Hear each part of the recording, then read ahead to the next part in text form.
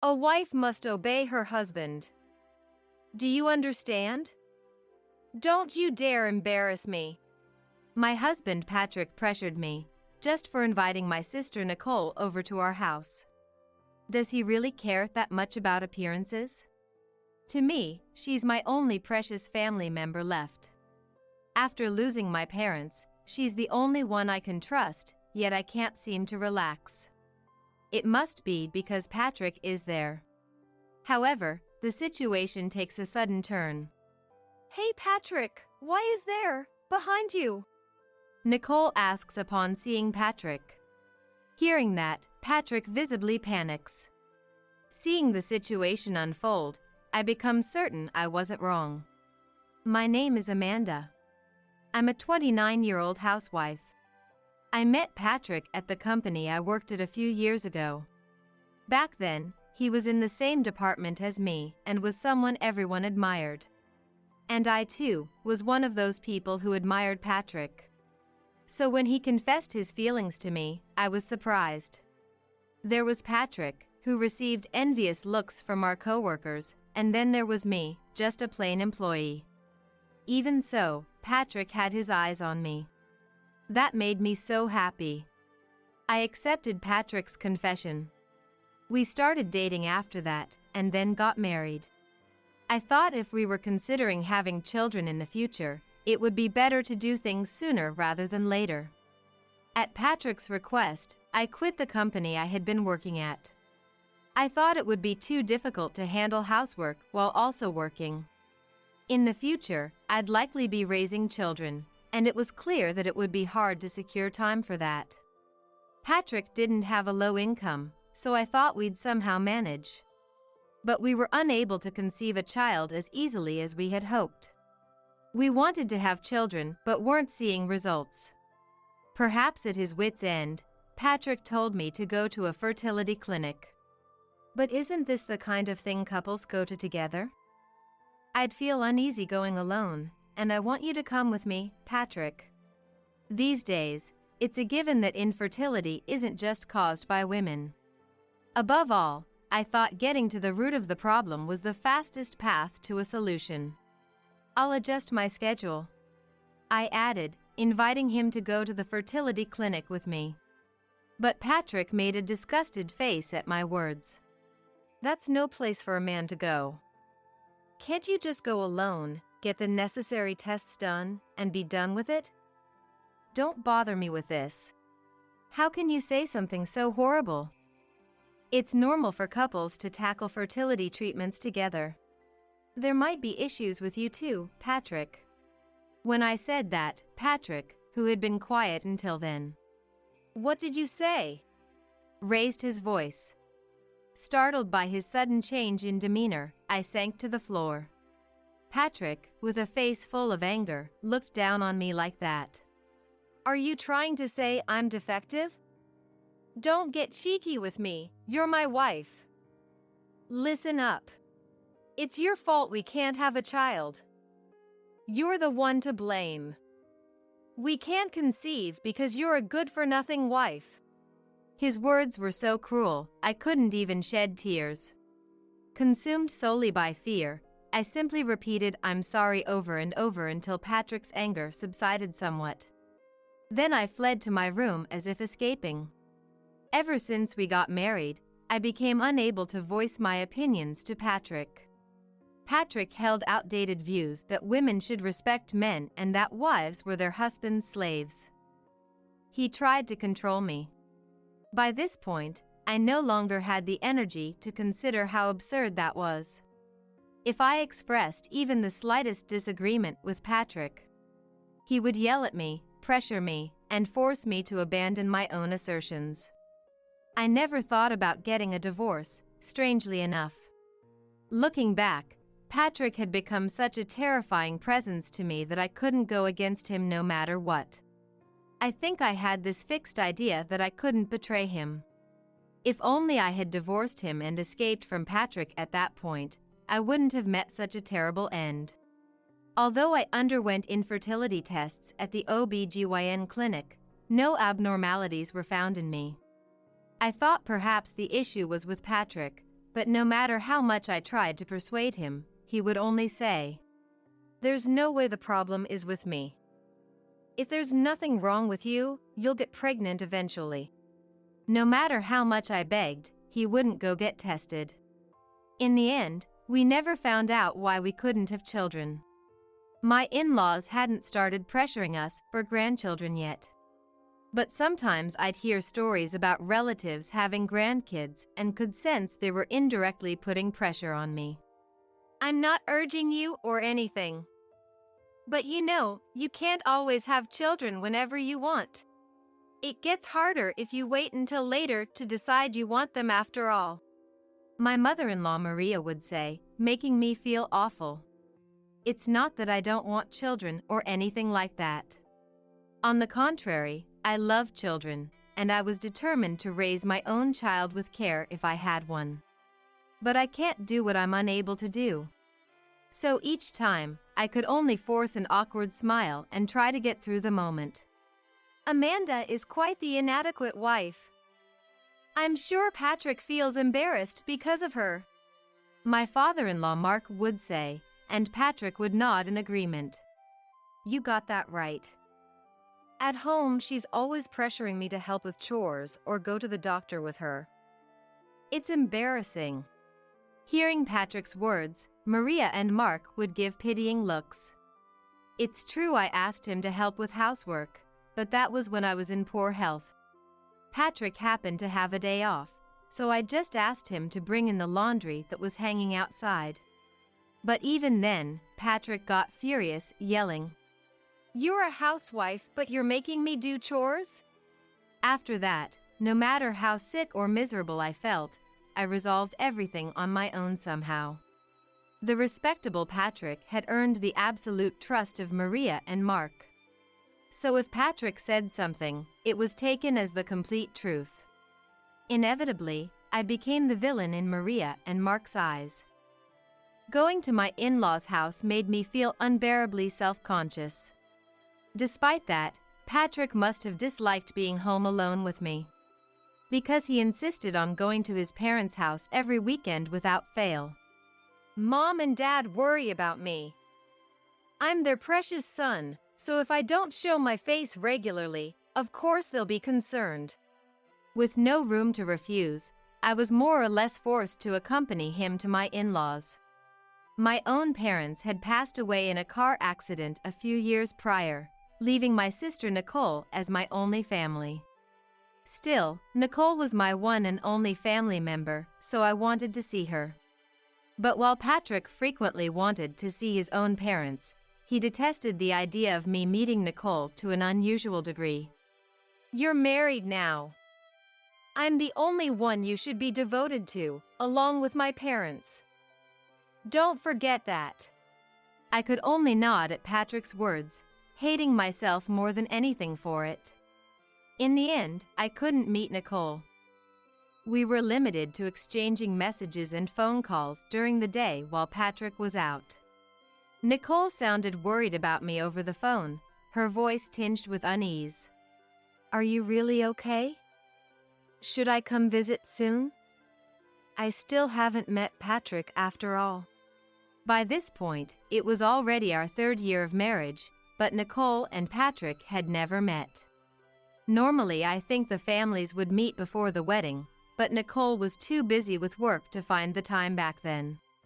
Nicole did attend our wedding ceremony. But it was such a big wedding with many of our bosses and friends invited that there wasn't much time for personal greetings. We had agreed to do family introductions when our schedules allowed. So while Nicole knew what Patrick looked like, she didn't know what kind of person he was. And the same was true from Patrick's perspective. "Your sister must be a nobody. She doesn't even have parents anymore. I bet she'll end up living a lonely life, unable to ever get married," Patrick would sometimes say mockingly about Nicole. Each time he said such things, all I could do was bite my lip and look down. Of course, it infuriated me to hear my only precious family member spoken ill of.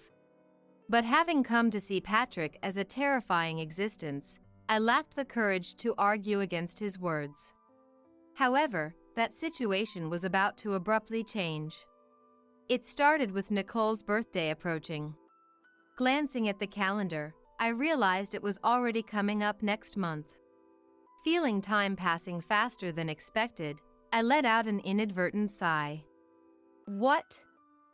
Do you have some complaint? Patrick asked, looking displeased upon seeing me. Worried I had angered him, I explained the situation a bit awkwardly. I just realized Nicole's birthday is coming up soon. That's all it was, so don't let it bother you, I said with a forced smile. I was anxious about whether my smile looked natural, but seeing my expression, a nasty grin spread across Patrick's face. Ah, I see. Patrick nodded, his smile growing eerie. Come to think of it, I still haven't met Nicole. Bring her over next time. It's about time I greeted her properly, don't you think? His words made me. What? Blurt out. Up until now, Patrick had acted like he couldn't care less about Nicole. What was this about? Delight at the prospect of seeing Nicole for the first time in years and doubt towards Patrick's motives clashed in my mind. It must be hard for a useless wife like you to handle all the housework alone. She's single anyway, so just convince her to help out. It'll be great for me to have 2 slaves instead of 1. Patrick's next words filled me with despair. In the end, Patrick just wanted to gain another slave.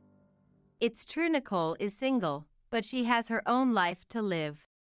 Hearing Patrick's callous plan made me question whether it was wise to invite Nicole over so simply. But the course had already been set, so I resolved to keep it to just one meeting and contacted Nicole. A wife must obey her husband. Understand? Don't you dare embarrass me. As the day of Nicole's visit to my home drew closer, Patrick kept repeating the same thing to me every single day.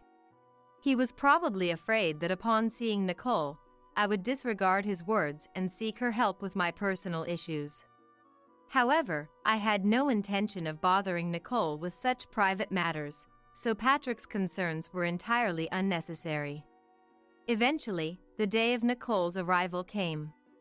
As I was doing household chores and waiting, the doorbell rang. Nicole, it's been a while. When I opened the door, there stood Nicole. It was the first time I had seen her since the wedding, but I felt relieved to see that she looked as lively as ever. As I invited Nicole inside, Patrick emerged, looking more dressed up than usual. At first, he stood tall, trying to exude an air of authority, but the moment he laid eyes on Nicole, he froze in place. Is something wrong? No, it's nothing. The truth is, Nicole is an unbelievably beautiful woman.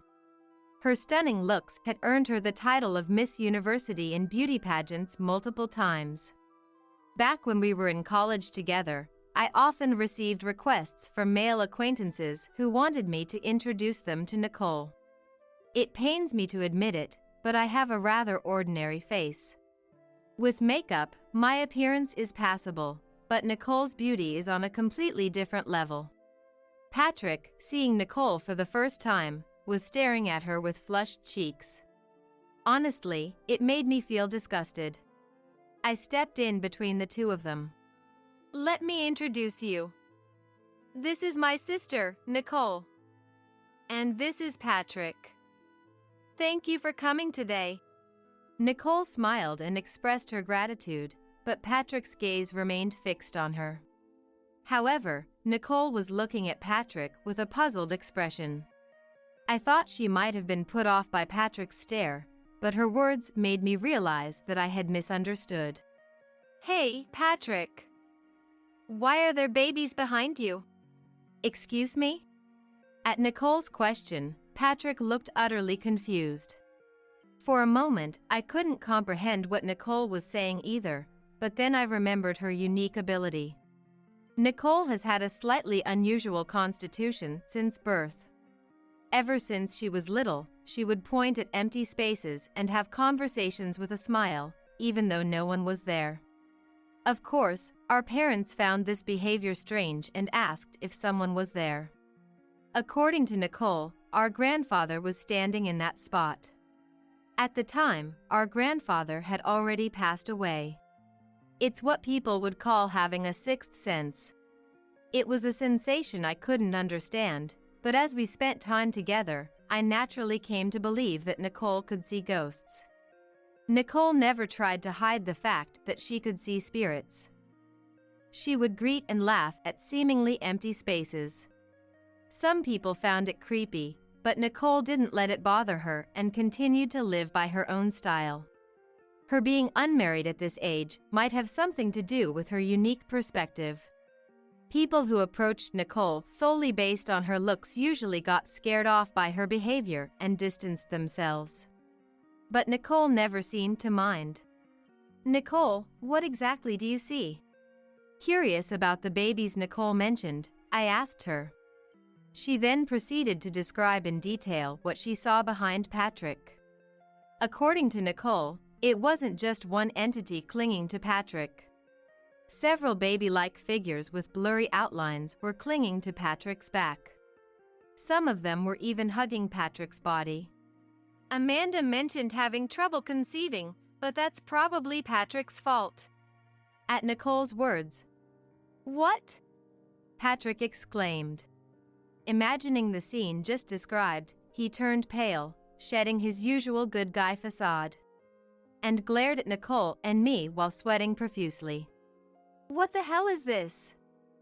Ghosts don't exist. Are you trying to scare me? That's in poor taste." Nicole had no intention of startling him or anything like that. She was simply conveying what she saw. Suddenly, Nicole smiled at Patrick. Or so I thought, but her gaze wasn't directed at Patrick, but rather at the babies that were presumably behind him. Nicole muttered, "Poor things." a single phrase. According to her, the babies all had agonized expressions on their faces. They were glaring at Patrick as if he were their enemy. "What on earth did you do? These children seem to hold a grudge against you. If this continues, you might meet a terrible fate. Even now, they have the power to influence you. It wouldn't be surprising if something irreversible happened." Nicole's voice was serious, making it clear that she wasn't joking. That's how critical Patrick's situation was. How did it come to this? And why were babies clinging to Patrick in the first place? I couldn't even begin to imagine the reason and swallowed hard. "Patrick, what did you do? How did things end up like this?" If he had been living a normal life, this shouldn't have happened. Even Nicole said, "I've never seen anyone in this state before." Unless he had done something truly terrible, it's unlikely that he would be resented by so many babies. What on earth had Patrick done? At first, Patrick remained silent, but then he seemed to give in and started shouting. "What the hell? I was just having a little fun, that's all. Why is this happening? Just having fun? What do you mean?" Hearing Patrick's words, it seemed like he had some idea of what was going on. When I asked him, Patrick reluctantly spoke. Somehow, seeing the numerous babies and Patrick's attitude, I felt like I could guess the answer. "Don't tell me, you were cheating?" At my words, Patrick vehemently said, "No, I wasn't." But his face was covered in sweat, and his expression was pale. I could tell that Patrick's words were a lie.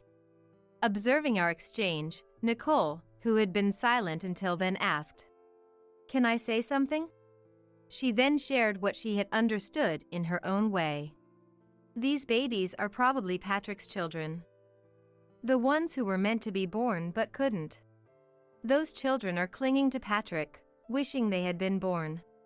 Hearing her words, I realized that my earlier suspicions had been correct. Patrick had been cheating with multiple women, and it was likely that this continued even after he married me. Whenever a mistress got pregnant, he would have the child aborted, repeating this cycle over and over.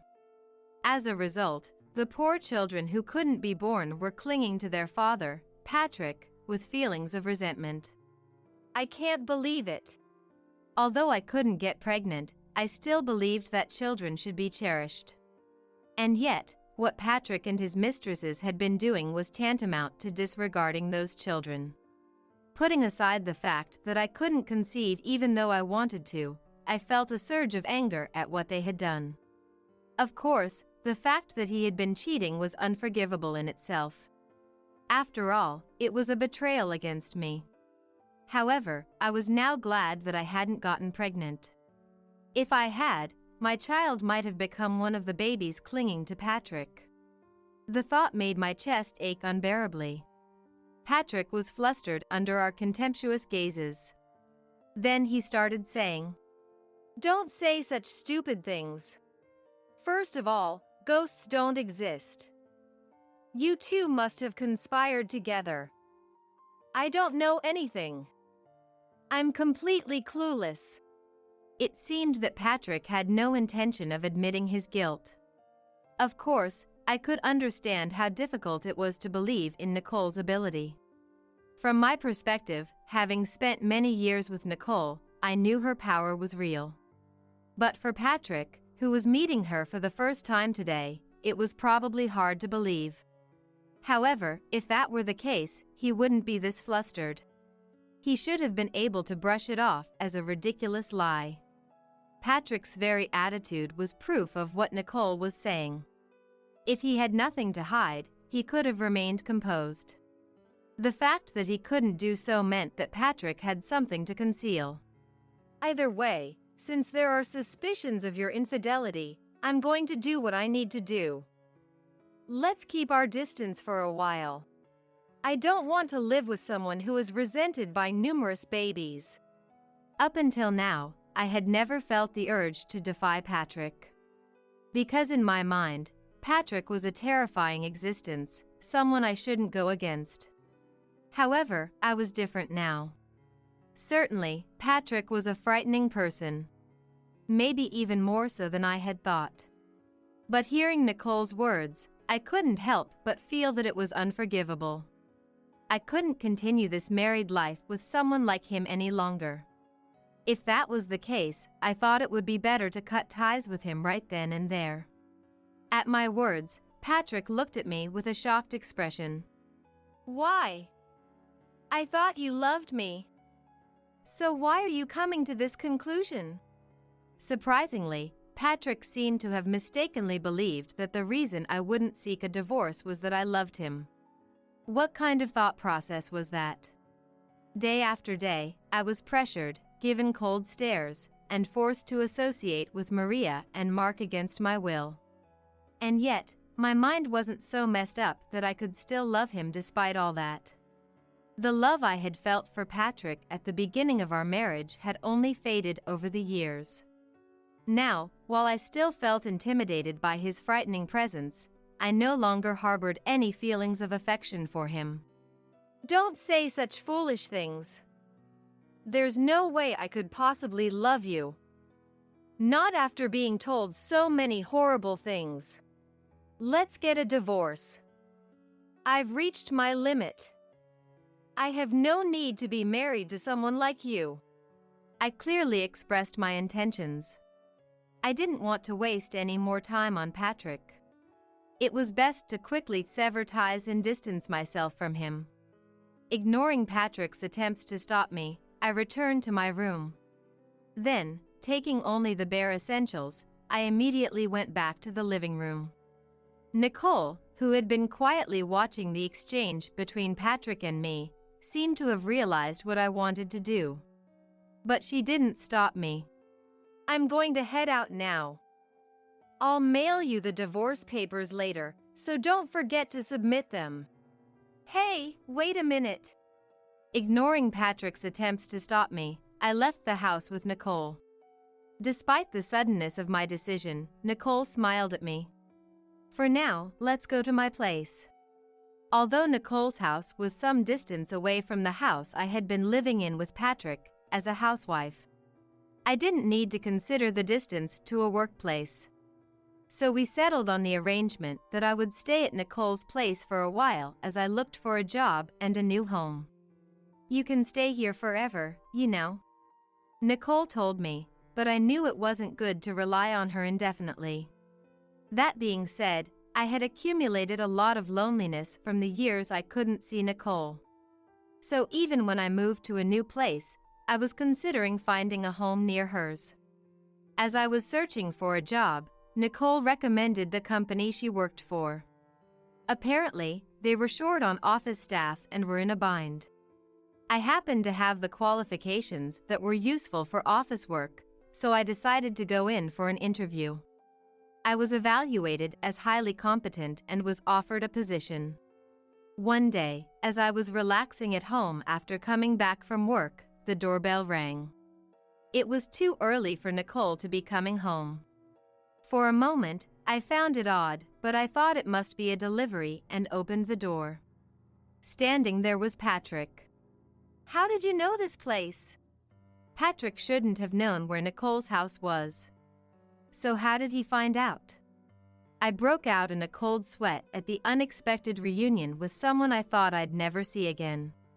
Ignoring my reaction, Patrick, who looked slightly thinner, spoke.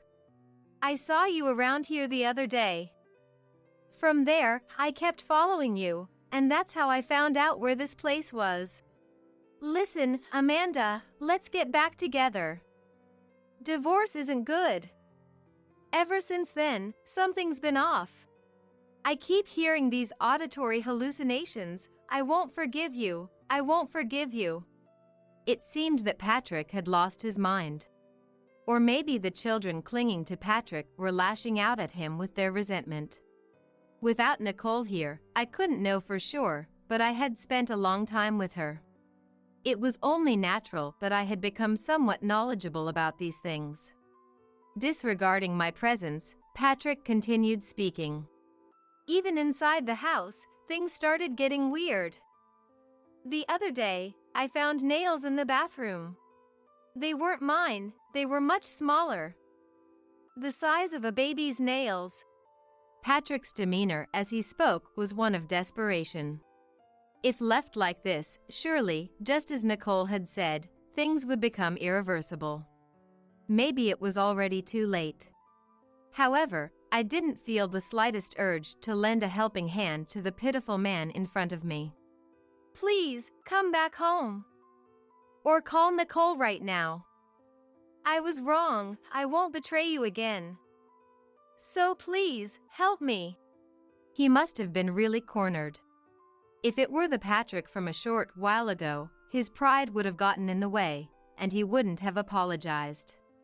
Realizing just how desperate he was, the corners of my mouth involuntarily turned up. Over and over, Patrick pleaded, begging me. For my part, this was Nicole's house, and it would be troublesome if the neighbors saw us. With that in mind, I decided to engage in a brief conversation with him. But not to lend him a helping hand. "Isn't that your own responsibility? Isn't it your fault for doing things that made you hated?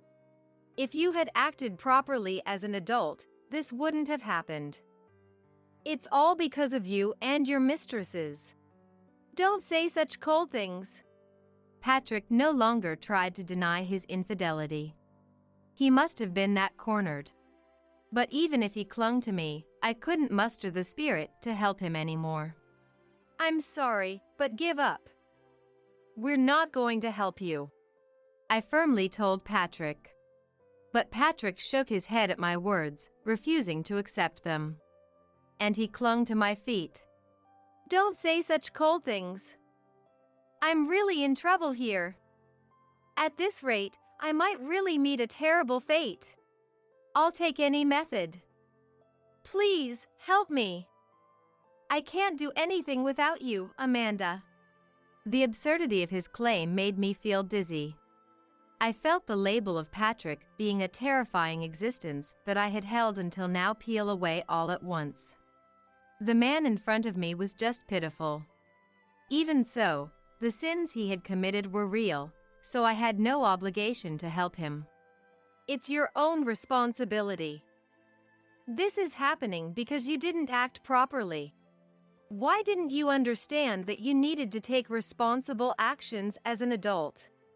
I went through hell being married to you. I should have divorced you much earlier. At my words, Patrick was dumbfounded. The look on his face was so comical that I couldn't help but laugh. And with a smile, I said, Please leave. If you don't leave right now, I'm calling the police. The police? It seemed he didn't want the police to be notified, because at my words, Patrick leaped up in a panic and fled. Later, when Nicole came home, I explained the situation to her. Never expecting such a turn of events, Nicole said with a troubled expression. The living are far scarier than the dead. As expected, Patrick was reluctant to divorce. Feeling that we were at an impasse, I decided to hire a lawyer. When I told Patrick that if he didn't agree to the divorce, we would go to court. He must have really disliked that prospect because he reluctantly accepted the divorce. It's a ridiculous story, but even in that situation, Patrick didn't stop seeing his mistresses. Perhaps, in his desperate circumstances, that was the only thing he could enjoy. I had hired a private investigator to keep tabs on Patrick's movements, just in case. But I thought it would be difficult to gather evidence after his infidelity had been exposed. So when I received a large number of photographs during the investigation report, I was surprised. In the end, using that evidence, I demanded a settlement for the infidelity from Patrick and several of his mistresses. Most of the mistresses apparently took that opportunity to distance themselves from Patrick. Now completely alone, Patrick is said to be living in fear, cowering at the thought of when things might become irreversible for him. Eventually, he couldn't even do his job properly and was essentially fired. It seems that Mark and Maria didn't have the energy to care for Patrick, who had gone off the deep end. Even though they had called him their precious son before, they didn't feel inclined to take care of him. With no family to turn to, in order to repay the debt he had taken on to pay the settlement, he is somehow managing to live while working part-time jobs. As for me, I was working hard at the company where Nicole was employed. Just the other day, I was recognized for my outstanding performance and received a promotion. I had found a nice place, but because of what had happened with Patrick, I initially planned to move in alone. However, I decided to live together with Nicole. In the midst of not knowing what might happen, I thought it would be better for us to be together rather than me being alone. Our 3-year marriage was, quite frankly, like hell. But I feel like this experience has deepened my bond with Nicole. Happy birthday, Amanda. Even though I had already turned 30, Nicole still celebrated my birthday with those words. I was so overjoyed that I couldn't help but smile. I vowed to cherish Nicole, my only family, from here on out. That's right, I renewed my determination. It was one of those days when the overcast sky seemed to reflect my unsettled heart. I received a call from the police on my mobile phone. Yes, this is Mia. What? The news was grim. My husband Richard had been in a traffic accident and was rushed to the hospital, unconscious. I was at my part-time job, so I asked for permission to leave early and headed straight to the hospital. The drive there was nerve-wracking. Being rushed to the hospital was no small matter. My hands trembled uncontrollably, and I could feel my heart pounding louder and louder. Upon arrival, a relatively young-looking doctor briefed me. He said Richard's life wasn't in danger, but he had suffered a severe head injury and there might be lasting effects. A few minutes later, my daughter-in-law Lily and grandson Paul arrived. Lily was carrying a traveling bag in one hand and holding Paul's hand with the other. However, once in the hospital room, Paul unusually started to fuss. Mom, I'm thirsty. What? But I don't have any drinks with me. Then buy me something. As Lily went to buy a drink, Paul slowly pulled an envelope out of his pocket. Grandpa gave me a letter to read. He said to read it in secret. For me? I opened it curiously to find a folded piece of stationery. Reading the words written in Richard's handwriting, I couldn't understand its meaning.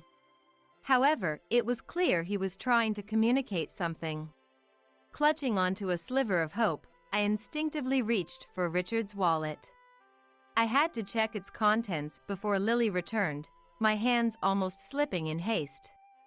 Carefully yet swiftly, I opened his long wallet. My name is Mia. I'm a part-time working housewife, working about 5 days a week. Having been at the same job for about 7 years, I guess you could say I'm somewhat of a veteran there. The decision to start working part-time came after discussions about my husband's retirement. Richard, a teacher, had the option to retire at 65 or continue working as a part-time lecturer. If I become part-time, our income will decrease. We need to think about our retirement. Right. We should try to save a bit more. After that conversation, I started working at a nearby supermarket. By then, our son Christopher had already found a job, leaving just the two of us at home. After graduating, Christopher immediately began working for a company and started living alone in an apartment near the downtown area. I worried about whether he was doing all right, but he was already a responsible adult. I realized there was no need for undue concern. One day, I got a call from Christopher. Hello, Mom? I've got someone I want you to meet. Both Richard and I were surprised by this news. The woman Christopher brought home was very cheerful and left a good impression. Nice to meet you. I'm Lily. Her smile was so bright, she could be mistaken for a celebrity, and she blushed as she made eye contact with Christopher. She was introduced to him by a coworker at his company, and they hit it off the day they met. I just knew she was the one the moment I met her. Come on, how many times are you going to say that? Watching the happy couple made us feel joyous too. We thought they could overcome anything that came their way. Richard and I celebrated their union. When it came time to decide where they would live after their wedding, Christopher said something unexpected. Actually, I was hoping we could live at home. Don't you want to rent a place of your own? Yeah, but Lily thought it would be nice to have support nearby, especially if she got pregnant. Lily had lost her own parents in an accident and had no one else to rely on. Indeed, pregnancy and childbirth can be daunting. Even someone as upbeat as Lily might have her own concerns. Understood. We'll make the spare room available for you. Thanks, Mom. With that, it became official that I'd take on the role of mother-in-law in a more meaningful way. I was worried about whether we'd get along, but Richard didn't seem concerned at all. Well, once the baby arrives, Christopher will probably find a new place and move out, he said nonchalantly, sipping his coffee and returning to his novel. I hope so. I shrugged in response. A few months into their stay, we learned Lily was pregnant, and we all rejoiced. Despite her morning sickness and emotional ups and downs, I was there for her throughout the pregnancy. The following year, Lily gave birth to a healthy boy. As a grandmother, I was overjoyed and moved by his arrival. They named him Paul. That's a good name. Richard smiled every day, watching his grandson, almost too busy to read his novels. For a while, I couldn't settle down either. Lily, still new to parenting, frequently asked for help. She needed help with diapers, feeding, and night cries, especially when Paul got sick. Lily, you're a mom now. You've got to manage on your own without relying on me. But I'm just unsure if I'm doing it right. You're doing great. Don't worry. Despite my encouragement, Lily had a hard time believing in herself. In the end, supporting Lily's parenting took longer than expected. As a result, I had to take more time off from my part-time job, eventually reducing my shifts to 3 days a week. A year after Paul was born, Lily seemed confident enough to manage on her own. Mia, I can do it. I can manage by myself now. She said this with a smile, which became more frequent. Her smile deeply reassured me. Seasons changed a few times, and 4 years had passed. Before we knew it, both Richard and I had turned 60, and we even took photos to celebrate the occasion, which feels like just yesterday. Richard retired and started working as a part-time lecturer at the same school. Christopher seemed busy, always muttering something as he faced his laptop day after day. Peeking over, I saw complex pie charts and spreadsheets filled with numbers. Don't overdo it, okay? Why not take a break and play with Paul? Yeah, I will once I finish this, he replied, somewhat distractedly, before returning his gaze to the screen. I sighed inwardly at this. Meanwhile, I found the right time to go back to working part-time 5 days a week. Going back to work as before, I felt like I could relax a bit more. Christopher and Lily didn't express any desires to move out. Lily didn't resume working and dedicated herself to household chores and childcare. Since Christopher was earning, they didn't seem to worry about living expenses. However, I was surprised when she asked to contribute a little to the living expenses. Please, Mia. I'll continue to take care of the household and childcare as before. Isn't Christopher's income enough? We want to save for the kids' education and extracurricular activities in the future. But before I could say more, Richard chimed in. Why not? Education costs a lot these days for kids. His perspective, coming from someone in education, held some weight. It's a wise decision on her part. See, Richard agrees with me. It seemed she took Richard's approval as a green light. Reluctantly, I agreed to arrange for some living expenses. Paul started preschool, and it's been 2 weeks since his enrollment. The daily struggle of getting him to wear his shoes and stop crying had become routine, but Lily seemed to be having a hard time with him. Come on, Paul. The bus is going to leave. No, no, no. I want to play with Grandpa. Grandpa has work today. He's not at home. No. Paul, your teachers and toys at preschool are waiting for you. Lily and I used all kinds of tricks to cheer him up. That's how they would leave every day. But something bothered me. Sometimes Lily didn't come back home after dropping off Paul. The walk to the bus stop was only about 5 minutes, not far at all. Worried she might have gotten into trouble, I tried calling her, but there were times when my calls went unanswered. On such days, she would return home with Paul as if nothing happened, right on time. Hey, where did you go during the day, Lily? When I asked, she hesitated slightly before responding. Oh, just running errands, shopping for household items, clothes, you know. Seems like you were gone for quite some time, though. Just taking a little break. Mom, let her have her breaks. Christopher intervened, perhaps feeling sorry for her. Indeed, a little break is necessary for someone balancing household and childcare duties. Right. I'm sorry for sounding accusing. No one thought to distrust her for taking time off during the day. In fact, it was recognized as something she needed. However, my concerns about her weren't limited to just that. One evening, as I was relaxing in the living room, Lily came over to me. Mia, I have a favor to ask. What is it? You seem very formal. I was wondering if we could increase the living expenses a bit more. I couldn't believe my ears. Is the current amount not enough?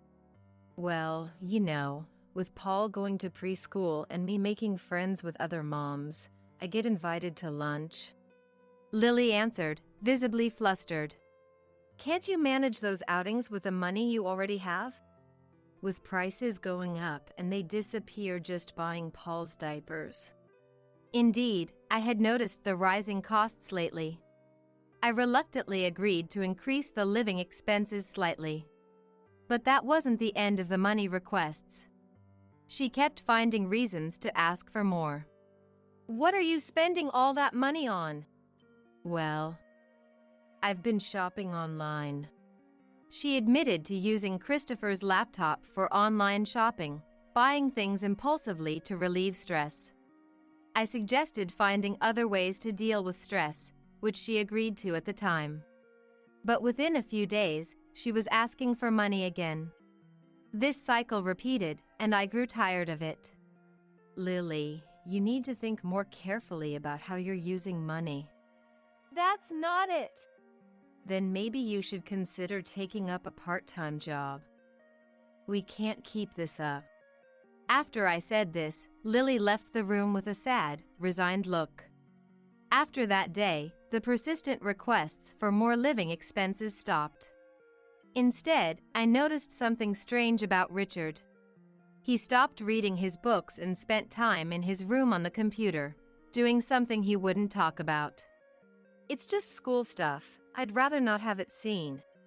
So, how about we go out somewhere this weekend? I've got plans this weekend, sorry. He would then retreat to his room. This behavior was new. He never used to bring work home before. Lately, he also seemed distant from Lily, avoiding her in the house. But then again, I've also caught them whispering in the hallway. Something's definitely off. Feeling uneasy, I discreetly hired a detective to investigate Richard. I hoped there was nothing wrong under our roof. After a few anxious days, fortunately, the investigation revealed nothing suspicious. There was nothing suspicious about them. Whatever I was feeling, it seemed unfounded. Was it all in my head?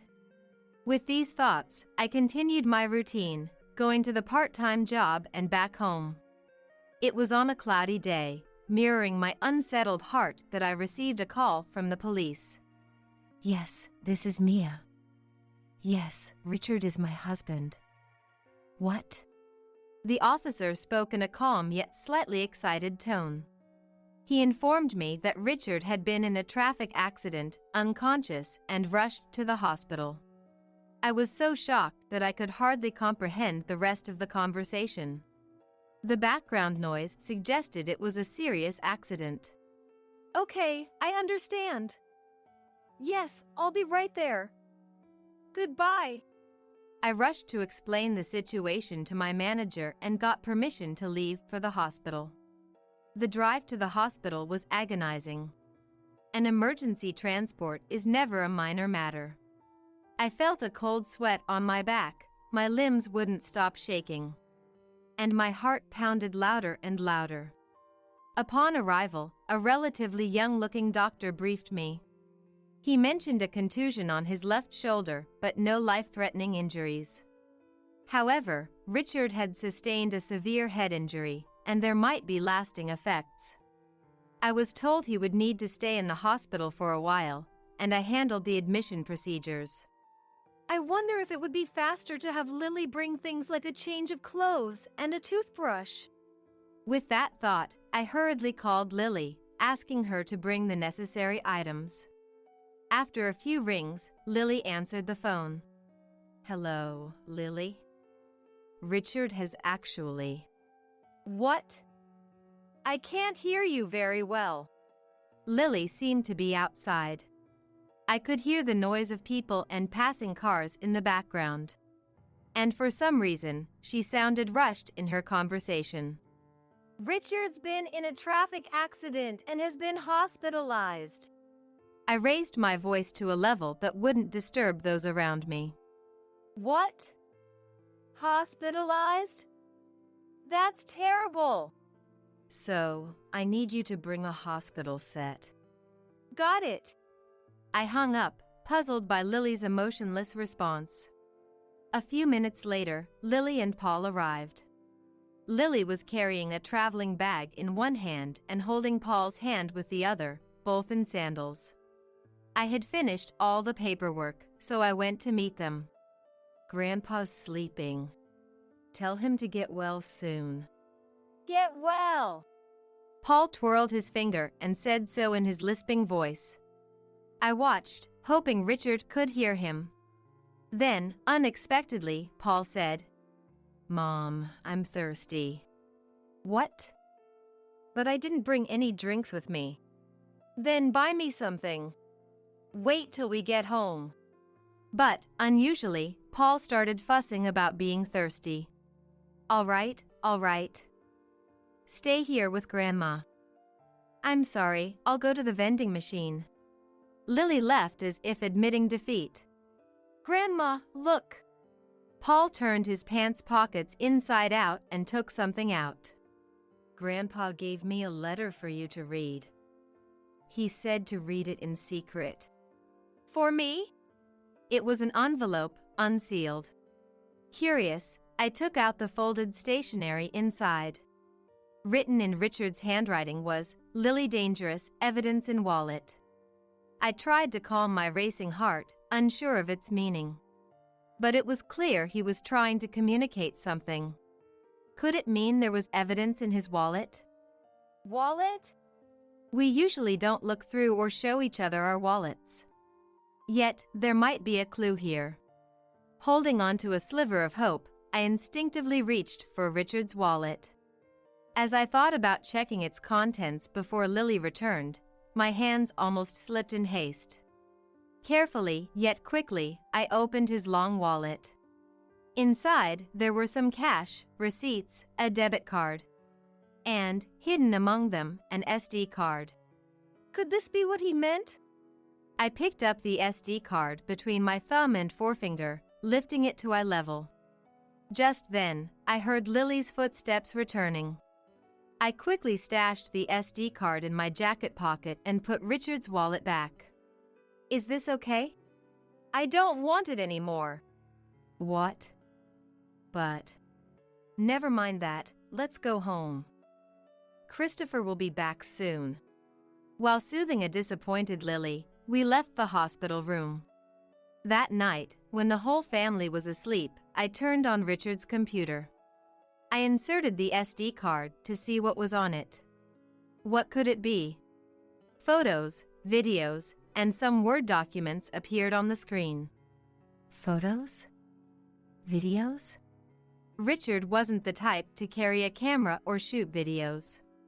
So, having photos and videos stored like this was unusual. Without hesitation, I clicked on them.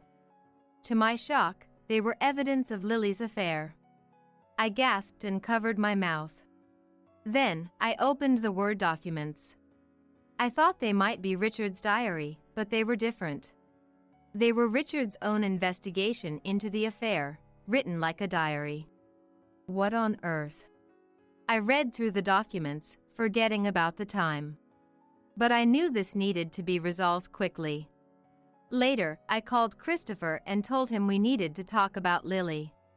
"What's up, Mom? What about Lily?" He sat at the living room table, looking puzzled. I showed him the evidence Richard had given me and explained everything. Christopher was shocked and immediately called Lily. She came, looking sleepy after putting Paul to bed. "Lily, don't you have something to say to Christopher and me?" "What?" I laid out the photos and printed copies of Richard's diary on the table. "This is the evidence." "You've been having an affair, haven't you?" The photos showed Lily intimately walking and chatting with a man who wasn't Christopher. What is this? Pretending won't help. These photos were taken by a detective Richard hired. I spread them out one by one on the table. And these are photos taken by Richard. They were from a day when he unusually said he had errands and didn't go out with me. That day, Richard had been following Lily. I know who the other man is too. Richard figured it out. No way. The delivery guy who comes here often. You were doing all that online shopping just to see him. What a surprise. It's not what it looks like, Christopher, listen. It's not like that. Lily's voice trembled. Under the living room light, her face turned pale, desperately denying the affair. I've been perfect with the housework and childcare. I wouldn't do something like that. But I didn't believe her words.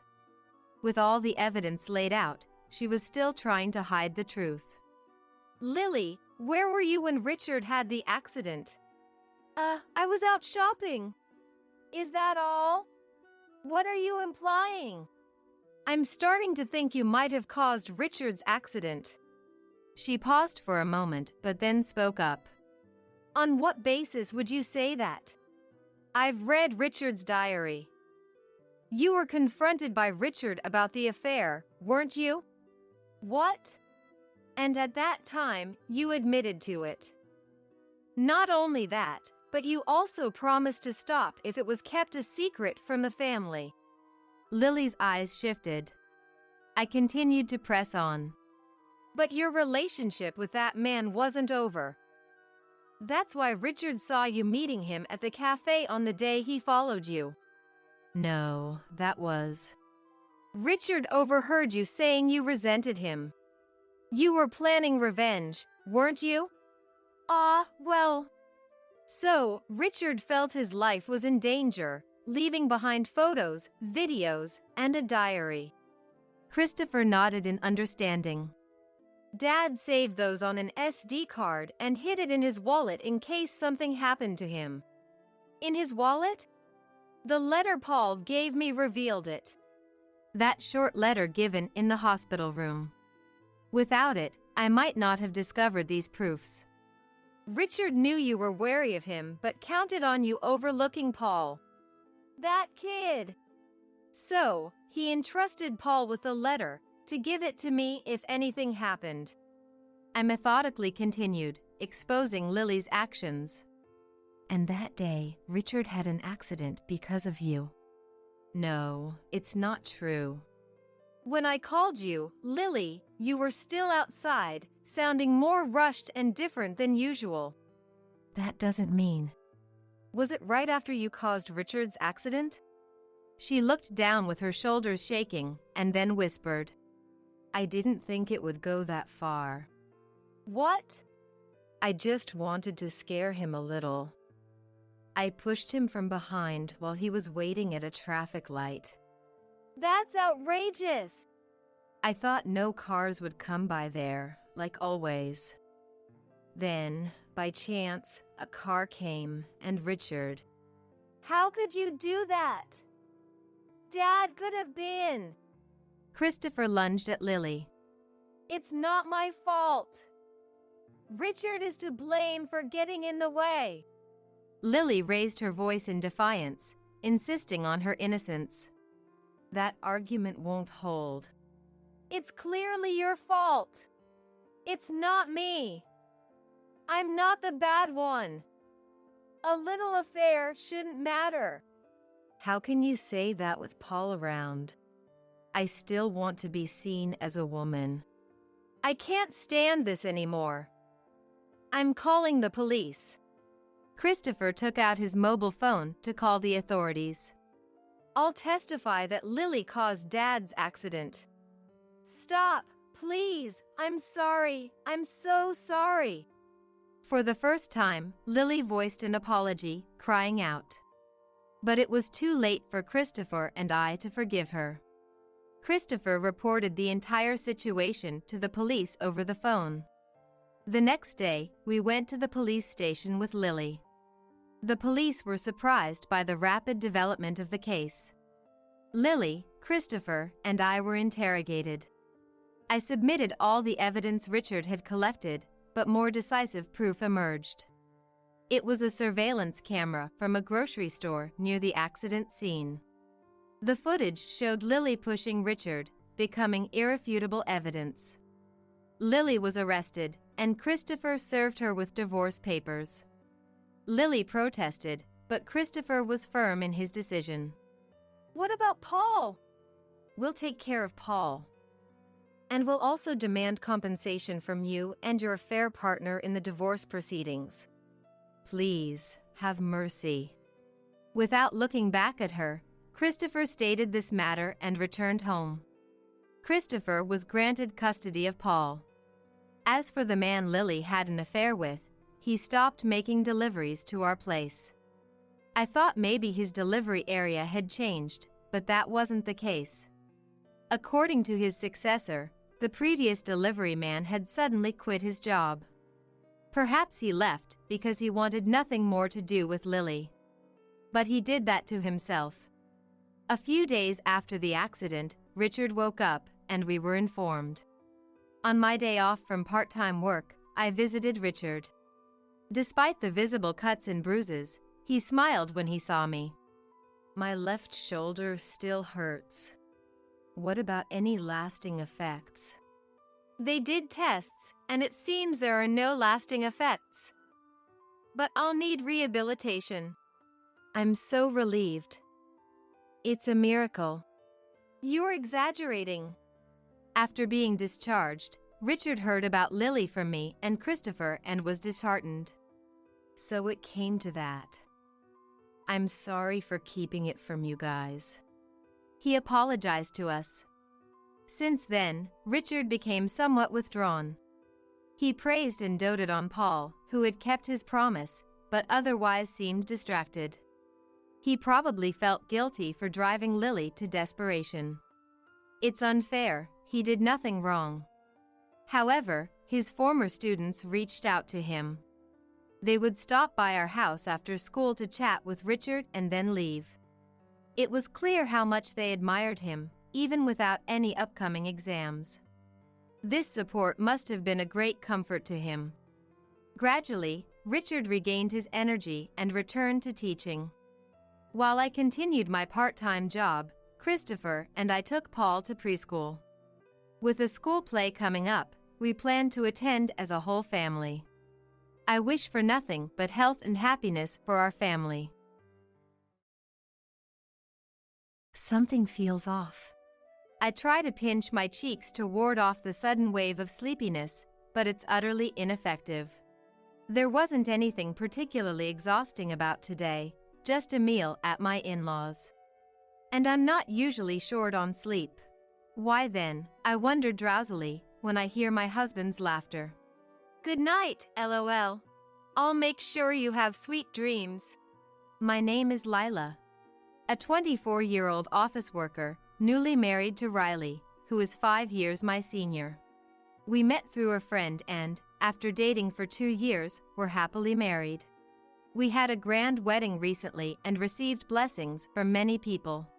Just as I was dreaming about our happy married life ahead, an unexpected misfortune struck. Emerson, my mother-in-law, suddenly fell ill and passed away in no time. Emerson was cheerful and very kind, delighted when I first went to greet her. Nice to meet you, I'm Lila. Oh, what a joy to have such a lovely woman as my son's wife. I've always dreamed of having tea time with my son's wife. I'd be delighted. Please, let's have tea time together. Though I was nervous, Emerson welcomed me with a full smile, making me feel at ease and fond of her. We had planned to have tea time together after the wedding settled down, but that dream was shattered with Emerson's passing. We were busy with Emerson's funeral, sorting out her belongings, and handling the inheritance, finally settling down a year later. Then, I got a call from Trevor, my father-in-law. Layla, how about a meal at our house next weekend night?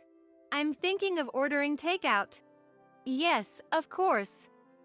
Thank you. So, I was invited to dine with Trevor next weekend night, along with Riley. Trevor ordered Singaporean cuisine, which he loves, and we enjoyed the feast. The three of us gathered around the dining table. It was my first time trying Singaporean cuisine, and everything was delicious. Except the soup tasted oddly. Curious, I asked my husband. Hey Riley, doesn't this soup taste a bit strange? That's just how this dish is. You're not used to Singaporean cuisine, haha. Though Riley laughed it off, I couldn't stomach the soup, so I avoided it and ate the other dishes. Then, I felt Trevor's sharp gaze. Lila, I went through the trouble of ordering this, so make sure you drink the soup. Startled by Trevor's outburst, I hurriedly gulped down the soup. It still tasted weird. The strange taste spread throughout my mouth, and I tried to cleanse my palate with water and other dishes. Gradually, my vision blurred, and I found myself slumping over the table. What's happening? I'm incredibly sleepy. This isn't good. I'll really fall asleep. I need to stay awake. As my consciousness faded, I could hear Riley's laughter. It seems to have worked. Dad, is that thing ready? Of course, it's all set. It's in the dresser drawer in the bedroom. The new ones are amazing, only 0.01 millimeters thick. We didn't have those when I was young. Realizing Riley and Trevor were discussing contraceptives, I felt a sense of danger but then lost consciousness completely. When I woke up, I was in a hospital bed. What happened? I murmured groggily.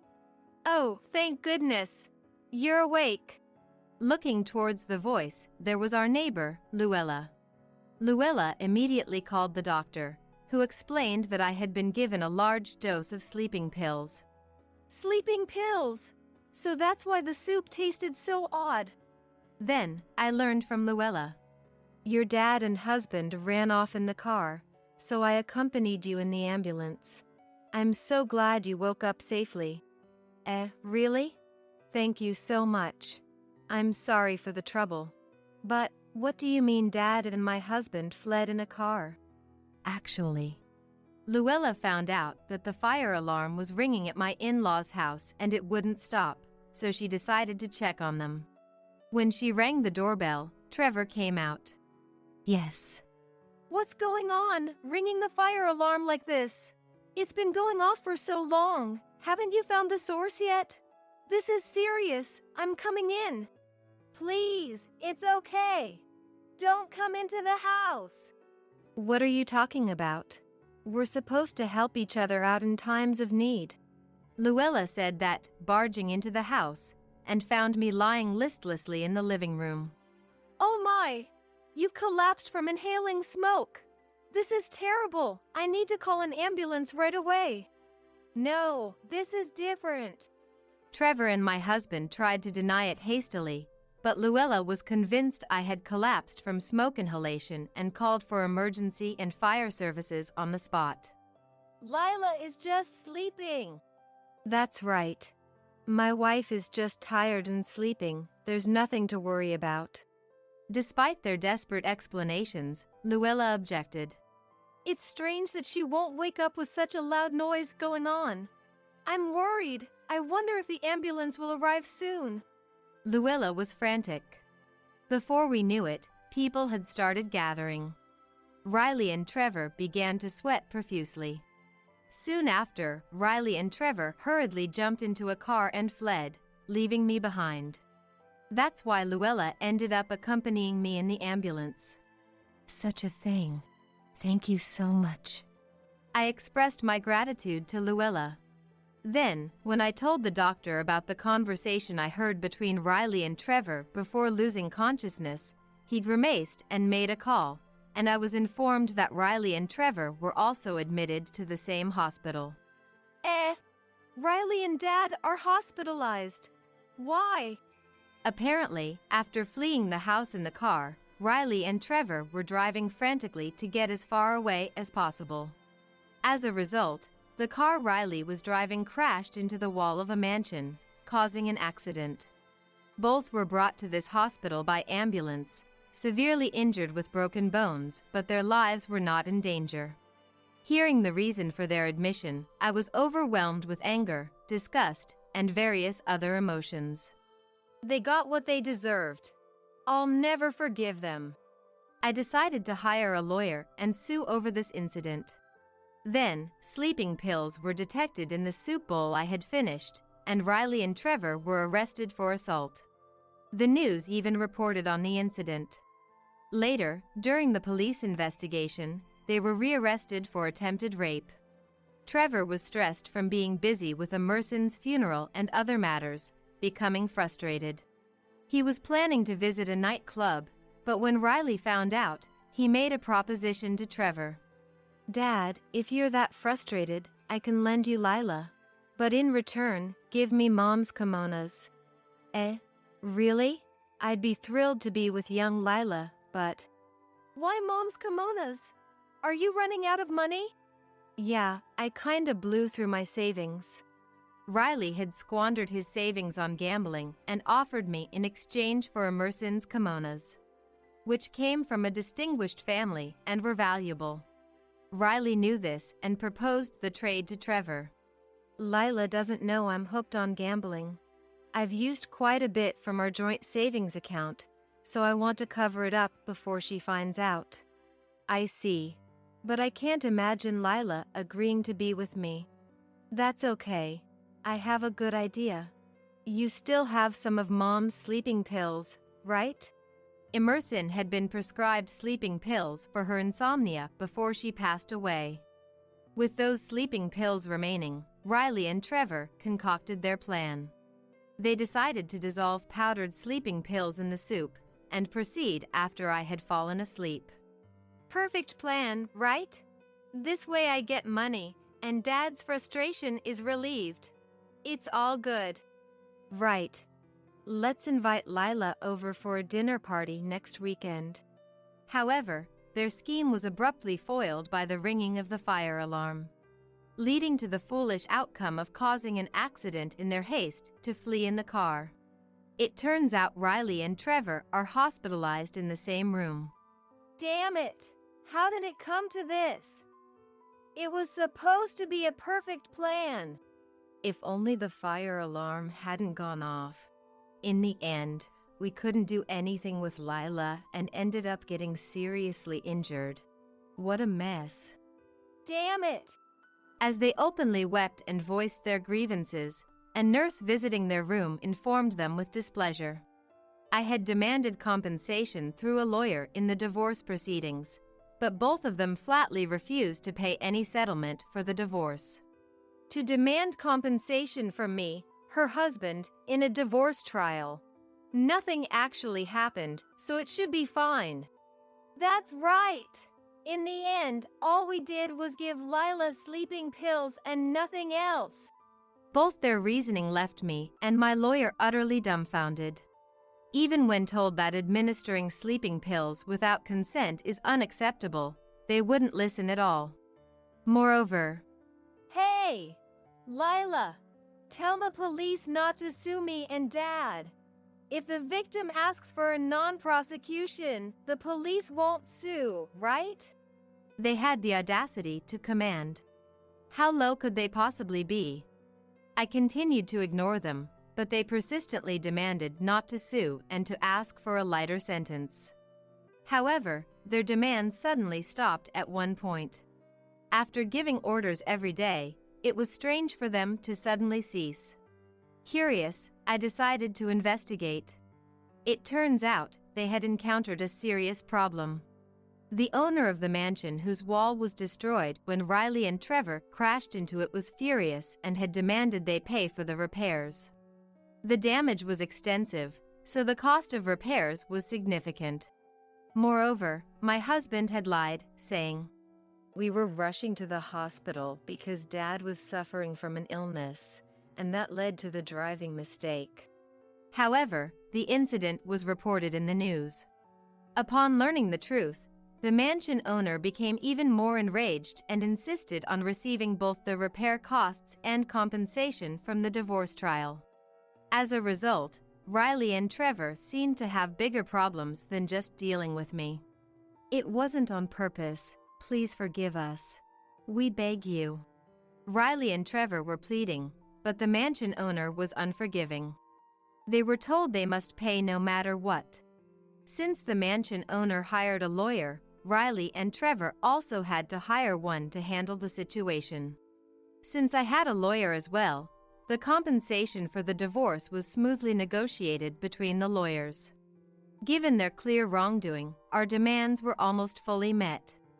I also demanded and received the money Riley had misappropriated from our joint savings account. Although I hadn't noticed his gambling addiction, I remembered how his overtime had suddenly increased at one point. Probably, he was lying about working late and going to pachinko instead. And so, I naturally proceeded with the divorce from Riley. The negotiations were handled by our lawyers, and though initially reluctant, Riley agreed to the divorce when I firmly insisted. Riley's lawyer played a significant role by convincing them that they were in a very unfavorable position and needed to show sincerity. Later, I went to thank our neighbor Luella again. Thank you so much. I don't know how to express my gratitude. Oh, I didn't do anything special. It's good that you're safe. Perhaps Emerson was looking out for you. Emerson, you say? What do you mean? After I was taken to the hospital in an ambulance, the firefighters came and checked the cause of the fire alarm. However, the only source of fire in the house was a candle on Emerson's altar, which no one should have lit. This wasn't enough to trigger the fire alarm, indicating a possible malfunction as there were no other signs of fire. Maybe Emerson is always watching over you? She was so happy to have such a lovely daughter-in-law, Luella told me with a smile. It might have been a coincidence, but even so, I felt a warmth thinking about Emerson's kind smile. After expressing my thanks to Luella again, I headed to a certain cake shop. This shop sells a chocolate cake that I've always loved. When I had promised to have tea time with Emerson, I wanted her to try the chocolate from this cake shop. After buying sweet buns, I went to the florist to buy flowers that matched Emerson's cheerful image, with a fresh impression, and headed to visit her grave. Offering the flowers and chocolate at the grave, I expressed my gratitude to Emerson. Dear Emerson, thank you so much. Your help saved me. Though I've divorced Riley, I will always love you, Mom. I wished I could have talked more with Emerson. I wanted to have that tea party. This chocolate was meant to be shared with you, Emerson, during our tea time. It's really delicious. Just then, the wind blew softly. Feeling as if Emerson had responded, a tear fell from my eye. But thinking that crying would worry Emerson, I lifted my face, smiled, and said, I'll visit again, Emerson, and moved on. I decided to take the chocolate back with me later, as I couldn't leave it at the grave. On the way home, I felt incredibly refreshed. Despite everything, I vowed to live energetically from tomorrow on. Returning to single life, I threw myself into work more than ever before. Riley and Trevor, with their complex fractures, seem to still be in the hospital. The owner of the mansion is trying to collect the repair costs before they are discharged and sent to prison, and it seems they had to sell their car and belongings to pay back the money using their savings. Physically and mentally devastated, and with prison time awaiting them. They are experiencing a living hell. I hope they reflect deeply and pay for their crimes once they are discharged and sent to prison. Since then, I've been visiting Emerson's grave regularly, updating her on my life. Having had enough of love for a while, I've decided to enjoy being single and am studying hard to earn new qualifications. I plan to live every day without regrets. My husband called me disgusting for my severe morning sickness, looking down on me with cold eyes. You're the one who threw up and made a mess, right? Hurry up and open the window to air it out. If the smell sticks, you're paying for it. Just because you find it hard to go shopping or cook doesn't mean morning sickness isn't an illness. Don't be so stupid. On top of that, as my morning sickness got worse, my husband left me at home and went on an overseas trip with mother-in-law, Audrina. That was the last straw for me, and I began to plot my revenge. A week later, my husband called, furious. I laughed it off. Since you told me to clean the house, I did just as you said. Got a problem with that? I'm Kimberly, a 28-year-old office worker. My husband, Eamon, and I live in a detached house and both work while we've recently become pregnant. While I was happy, my morning sickness was so severe that I couldn't go to work on some days. Fortunately, many at my workplace were understanding. Once you get through this, it'll get easier, so make sure to rest and take care of yourself. They gave me some time off when I was considering quitting. So, I spent my days at home, resting as much as possible, eating when I could, and doing household chores. The problem was my husband. He practically stopped doing any housework at all. You're always at home, right? Even a pregnant woman can clean, so at least do that. While my husband used to do household chores when we were both working, he stopped doing anything since I took my leave. Even when I said I couldn't do it because of severe nausea, he wouldn't listen. Moreover, he compared me to other pregnant women he had seen, saying, "Just being lazy and slacking off in the name of morning sickness." Furthermore, he was extremely averse to me vomiting. The first time I vomited at home, I didn't make it to the toilet and ended up using the living room trash can. Seeing this, my husband, pinching his nose, hurried me to ventilate the room and kept yelling at me, even though my nausea hadn't subsided. Although I vomited into a plastic bag in the trash can, so the can itself wasn't dirty, he made me dispose of the bag and then threw the trash can away. Hey, what's with that attitude? Why are you telling me to open a window when I'm vomiting? You could open it yourself. And I properly sealed the double bag before throwing it away, so why throw out the trash can in front of me as if to make a point? Disgusting, smelly, don't talk.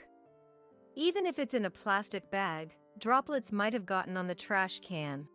After that, no matter what I said, don't talk because it's smelly, he wouldn't even listen. I started to consider divorce. Maybe once my morning sickness settled down and I could go back to work, my husband would return to being the kind and helpful person he used to be. But could a husband who hurled such abuse at me while I was suffering return to how he was? Or was this his true nature? As I worried, my morning sickness only got worse. With nausea hitting me multiple times a day, I started carrying a plastic bag with me everywhere in the house to vomit without my husband seeing and dispose of it. However, one time, I didn't manage to dispose of it in time, and he saw me with the bag. "Don't touch anything, all right? You're paying for the sofa you just sat on since you're going to dispose of it because you dirted it." He looked at me with utter disgust. When I impulsively brought up divorce, I noticed he was holding a pamphlet in his hand. He spread it out to show me. "In about 2 weeks, I'm going on a trip overseas with Mom. We plan to stay for about a week. Don't slack off on cleaning just because I'm not here. Keep the house clean." "What? What are you thinking?" While looking at me coldly, my husband laughed in a low voice. "I don't want to stay in a house you've made filthy. The morning sickness should settle down in about 3 weeks, right? By the time I'm back from the trip, it should be nearly over, so clean the house in the meantime." Fine. I'll give the house a thorough cleaning. The next 2 weeks were tough for me. He doubled down on doing nothing, even eating strongly scented meals or spraying harsh perfume around the room despite my pleas because it made me nauseous. Despite locking me in the bathroom, he'd bang on the door furiously and yell if he wanted to use it himself. This lifestyle continued. I immediately informed my parents that I had decided on divorce. Since my husband's attitude changed, I had been discussing it with my parents, who must have realized from my words that convincing me otherwise was no longer possible. They told me to come back home immediately. However, just divorcing and returning to my parents' home wasn't enough for me. I was determined to teach my husband, who lacked any awareness of being a father and thought nothing of the individual differences in pregnancy and morning sickness, a lesson. 2 weeks later, I saw my husband off with a large carry-on bag. These 2 weeks were the peak of my morning sickness, and I had lost more than 2 kilos. If it continued like this, I would end up hospitalized due to severe pregnancy sickness. Seeing me visibly thinner, my husband still called me dirty and, after repeatedly ordering me to clean the house, fled like he was escaping. I stayed at the entrance until he was out of sight, then took a deep breath and made a phone call. A week later, I was leisurely sitting in my parents' living room when calls from my husband kept coming in. Calls from my husband kept coming in one after another. After watching for a while, my parents started to panic, so I reluctantly answered. Don't mess with me. What the hell is this? Explain. I instinctively moved my smartphone away from my ear at the sound of my husband's loud voice the moment the call connected. Still, I sighed at the loud enough voice and listened to him. I can't get into the house. What's going on? Don't change the locks on me while I'm away. The real estate agent changed them. It's kind of gross to have the same keys as the previous tenant for the next one, right? So, they changed the locks when selling the house. Huh? Real estate agent? Oh, didn't you see the sign? It's right there next to it, for sale. There was silence on the phone for a while before the angry voice came again. What are you doing on your own? Who gave you permission to sell it? Why are you selling it? You said the whole house smells. So, I cleaned the entire house, including that. And why would I need anyone's permission to sell my house? Your house. That's not right. That house belongs to your grandfather. It's a crime to sell it without being the title holder. That house was given to me, I remodeled it, and it's in my name. You can't just sell it if you're not the title holder. Indeed, the house we lived in belonged to my grandfather. However, after my grandfather passed away, I, still single, remodeled it into its current form, and after getting married, my husband moved in to live together. My husband was momentarily speechless knowing the title was in my name, but quickly changed his approach. That house is where I live too. You can't just kick out a resident like that. It's illegal to sell my stuff. Besides, it was our house since we lived there as a couple, so it's not just your house anymore. Unfortunately, that house was in my name before we got married. We never changed it to a joint title after marriage. Plus, I moved all the stuff out after, so your things are all safe. I did dispose of the sofa you said was smelly, though. My husband seemed panicked by the mention of moving out his belongings. He was asking where and when. It's at your grandmother's house. After all, you're away with Dad gone and no siblings.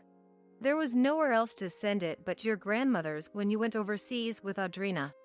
Hearing his belongings were at his kind grandmother's house seemed to calm my husband for a moment, but his voice quickly filled with anger again.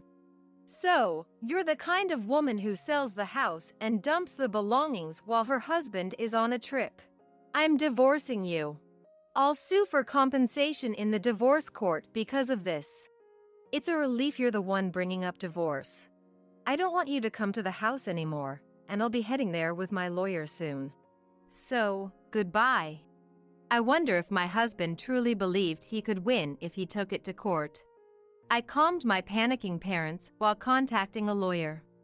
A week later, when I went to what my husband calls his in-laws' house, Audrina slapped me before I even entered the door. I had expected it and deliberately received the slap. Because of you, the house is a mess.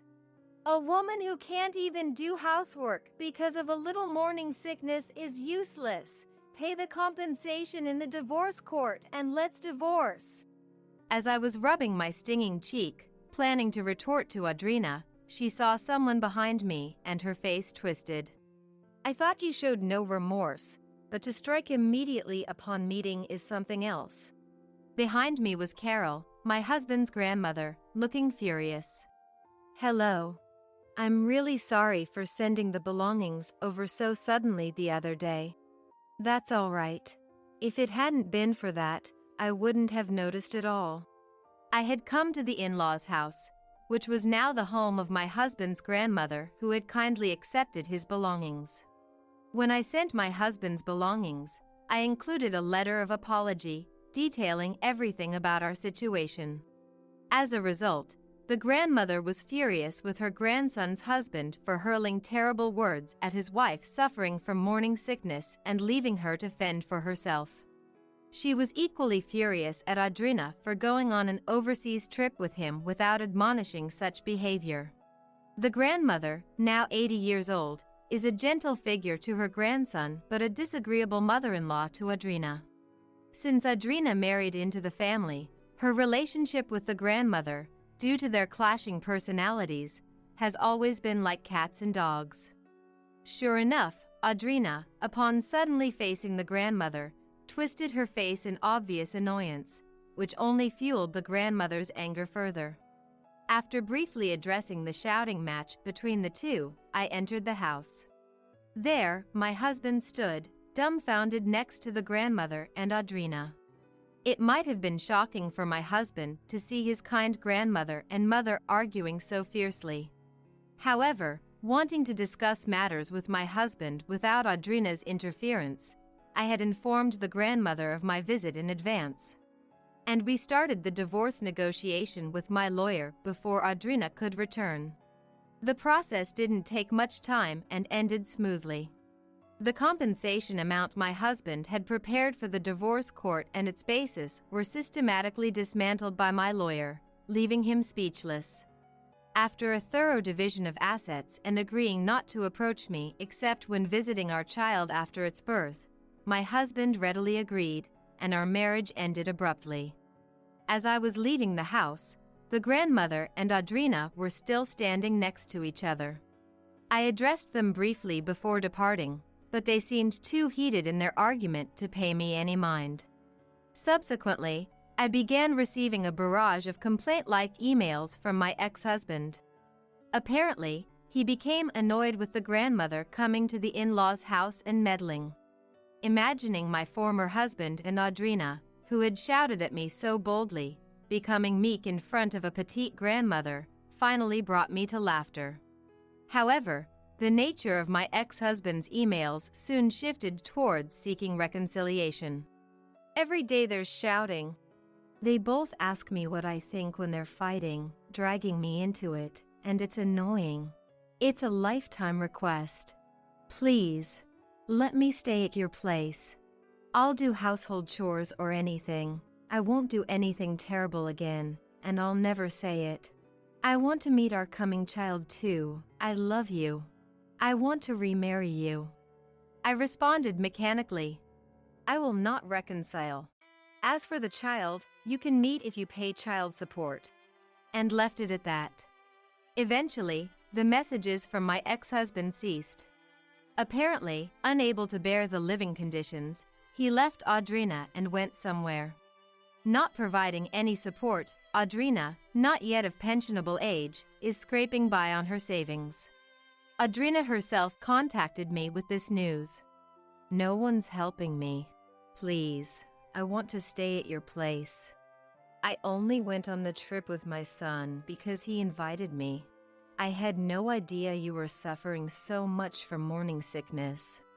She claimed, lining up convenient excuses over the phone, but when I threatened to report her to the police, the calls stopped. Apparently, the grandmother also refused to help, and Audrina, limited by her savings, began working part-time.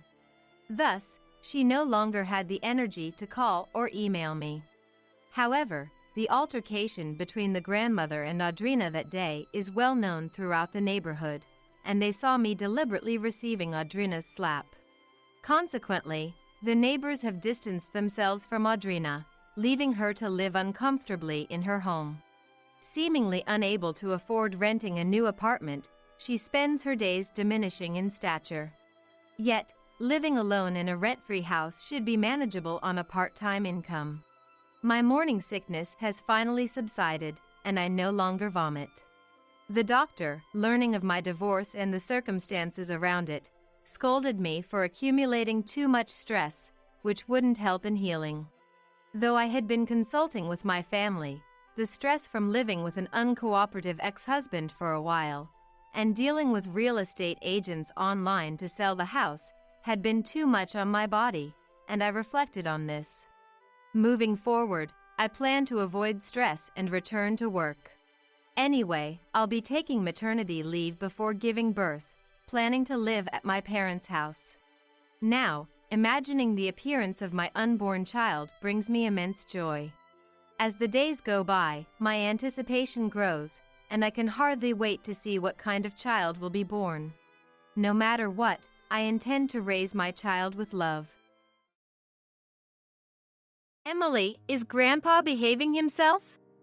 Oh, yes, well, kind of. Injuring his leg, old people can be such a nuisance. I wish they'd think about those of us who have to take care of them. Patricia, that's not a nice way to say it. It's fine, he's already declining quite a bit. I can't handle the fuss of old people. But you're used to it, so you'll be fine. The other day, my husband's grandfather, Michael, fell in the garden and injured his leg. It's not a serious injury, but he's already 82 years old. Because of his age, we're having him rest in bed just to be safe, so it doesn't get worse. My mother-in-law won't even go near him, let alone take care of him. I'm Emily, 30 years old. I married 3 years ago and live with my husband Daniel's family. My husband was my boss at the company where I worked, a company founded by his grandfather. When I joined 8 years ago, my father-in-law was already the president, and my grandfather-in-law was the chairman. But back then, the grandfather was still handling all the important tasks and responsibilities of the company. 2 years ago, when Grandpa turned 80, he remained chairman but handed over most of the public duties to my father-in-law. Michael, you've worked hard all this time. Now leave the company matters to Christopher and take it easy. My mother-in-law said with a smile, but her words sounded sarcastic to me. Grandfather-in-law is a bit stubborn but a fair and kind person with a good reputation. In contrast, my father-in-law seems somewhat immature, never expressing his opinions clearly, and utterly unreliable compared to Grandpa. And he always does whatever my mother-in-law says. My grandmother-in-law has already passed away, and I never met her. My husband and I started dating when we worked together on the same product planning team 3 years after I joined the company. My husband, who was energetically leading the team, seemed reliable to me, though a bit self-righteous. Maybe I felt that way because I lost my father early and grew up with just my mother. My mother also passed away from illness 2 years ago, and now I have no family other than my in-laws. Shortly after I got married, my mother fell ill and needed care. So I quit my job to take care of her. The fact that my husband's family didn't object was probably due to a single comment from Grandpa. It's only natural to take care of the mother who raised you alone. Don't worry and take good care of her. Thanks to that, I was able to be by my mother's side every day for a year without financial worries until she passed away. My mother-in-law seemed a bit dissatisfied, but I was truly grateful. However, since Grandpa handed over the company to my father-in-law, everyone's attitude towards him has gradually changed. They no longer listen to his opinions as much. And I can't shake the feeling that they're treating him carelessly. At first, I thought it was just my imagination, but watching my mother-in-law and husband's behavior, I can't help but feel that way. My father-in-law's attitude is non-committal. But it feels like he's ignoring Grandpa, as if he's no longer needed since he's practically retired. Watching my in-laws' behavior, I feel somewhat angry. Hey, don't you think your attitude, Patricia, and yours too, is a bit cold towards Grandpa? So, what's the big deal? Grandpa tries to talk to you, and you barely respond. You don't even try to help him. Like I have time to deal with old people. You can take care of Grandpa. You're the one with free time. You don't have to talk like that. Quiet. I'm tired from work. Don't nag me about unnecessary things. This is how it goes. No matter what I say, they won't listen to me. My grandfather-in-law doesn't say anything to his family about this. Now, I'm the only one who talks to my grandfather-in-law at home. Grandpa, the weather is nice today. Shall we go for a little walk outside? Your leg seems to be healing well, and I think it will be good rehabilitation. Thank you. Let's go out for a bit then. When the two of us went to the park, there were several families with children playing around. My grandfather-in-law looked at the scene with joy. Christopher and Daniel had times like that too. Grandpa? I was busy with work and couldn't take care of the children much. Maybe that's why I couldn't raise Christopher and Daniel properly. My grandfather-in-law said with a slightly sad face, almost like he was talking to himself. Christopher is my father-in-law, and Daniel is my husband. I think about how everyone can be kinder to my grandfather-in-law, but I can't come up with a good idea. But then, my in-laws suggested building a house for my grandfather-in-law. This house is over 50 years old, right? The layout is bad, it's hard to use, and instead of spending money on repairs, it would be better to build a new house in a more convenient location. A new house? Michael is getting older, and it's good that he only got injured last time, but we never know what will happen. So, let's make the house barrier-free so we won't have trouble if care is needed. I see. We can even put Michael's room in the middle so everyone can take care of him easily. Yeah, that's not a bad idea. Right. So, it's settled then? And Michael, about the cost. If it's a house for all of us, I'll take care of it. Talk to Mr. Jones about the money. Typical Michael. Thank you. We appreciate it. My mother-in-law smiled happily. It seems to me that they only flatter him when they want money. But if everyone takes care of my grandfather-in-law after moving to the new house, I thought there could be nothing better. Mr. Jones is the company's in-house counsel and also manages my grandfather-in-law's personal assets. My grandfather-in-law liked his character and made him in-house counsel, and it's been nearly 30 years. He's 58 now and the person my grandfather-in-law trusts the most. I've met him several times, and he seems to be a very honest person. He always cares about my grandfather-in-law's health, and sometimes I think he's more like a son than his real sons. Having such people around my grandfather-in-law makes me feel a little relieved. I wasn't informed about where or what kind of house was being built. But my mother-in-law seemed very cheerful, and the three of them were looking at interior design magazines and discussing various things. So it seemed to be going smoothly. Then something unexpected happened.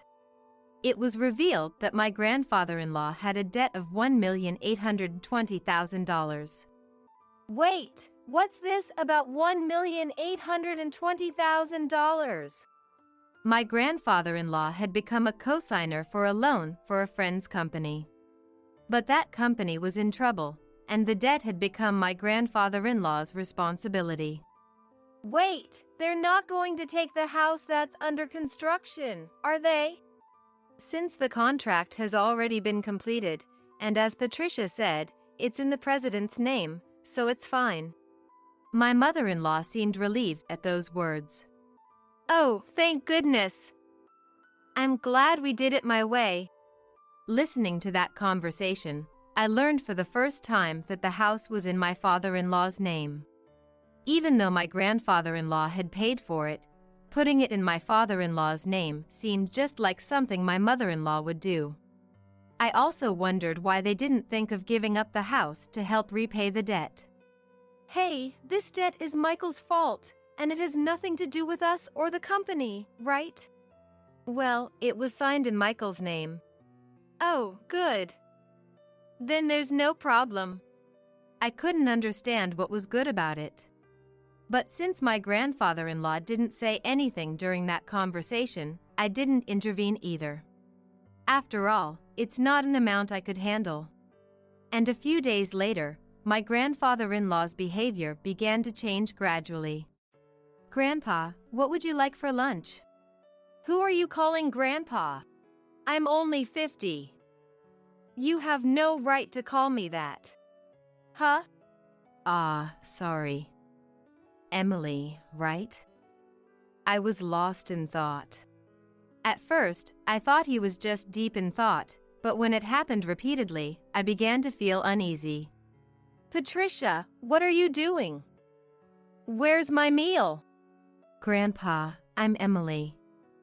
Patricia is your daughter-in-law. You ate your meal earlier." I didn't eat. Are you trying to starve me?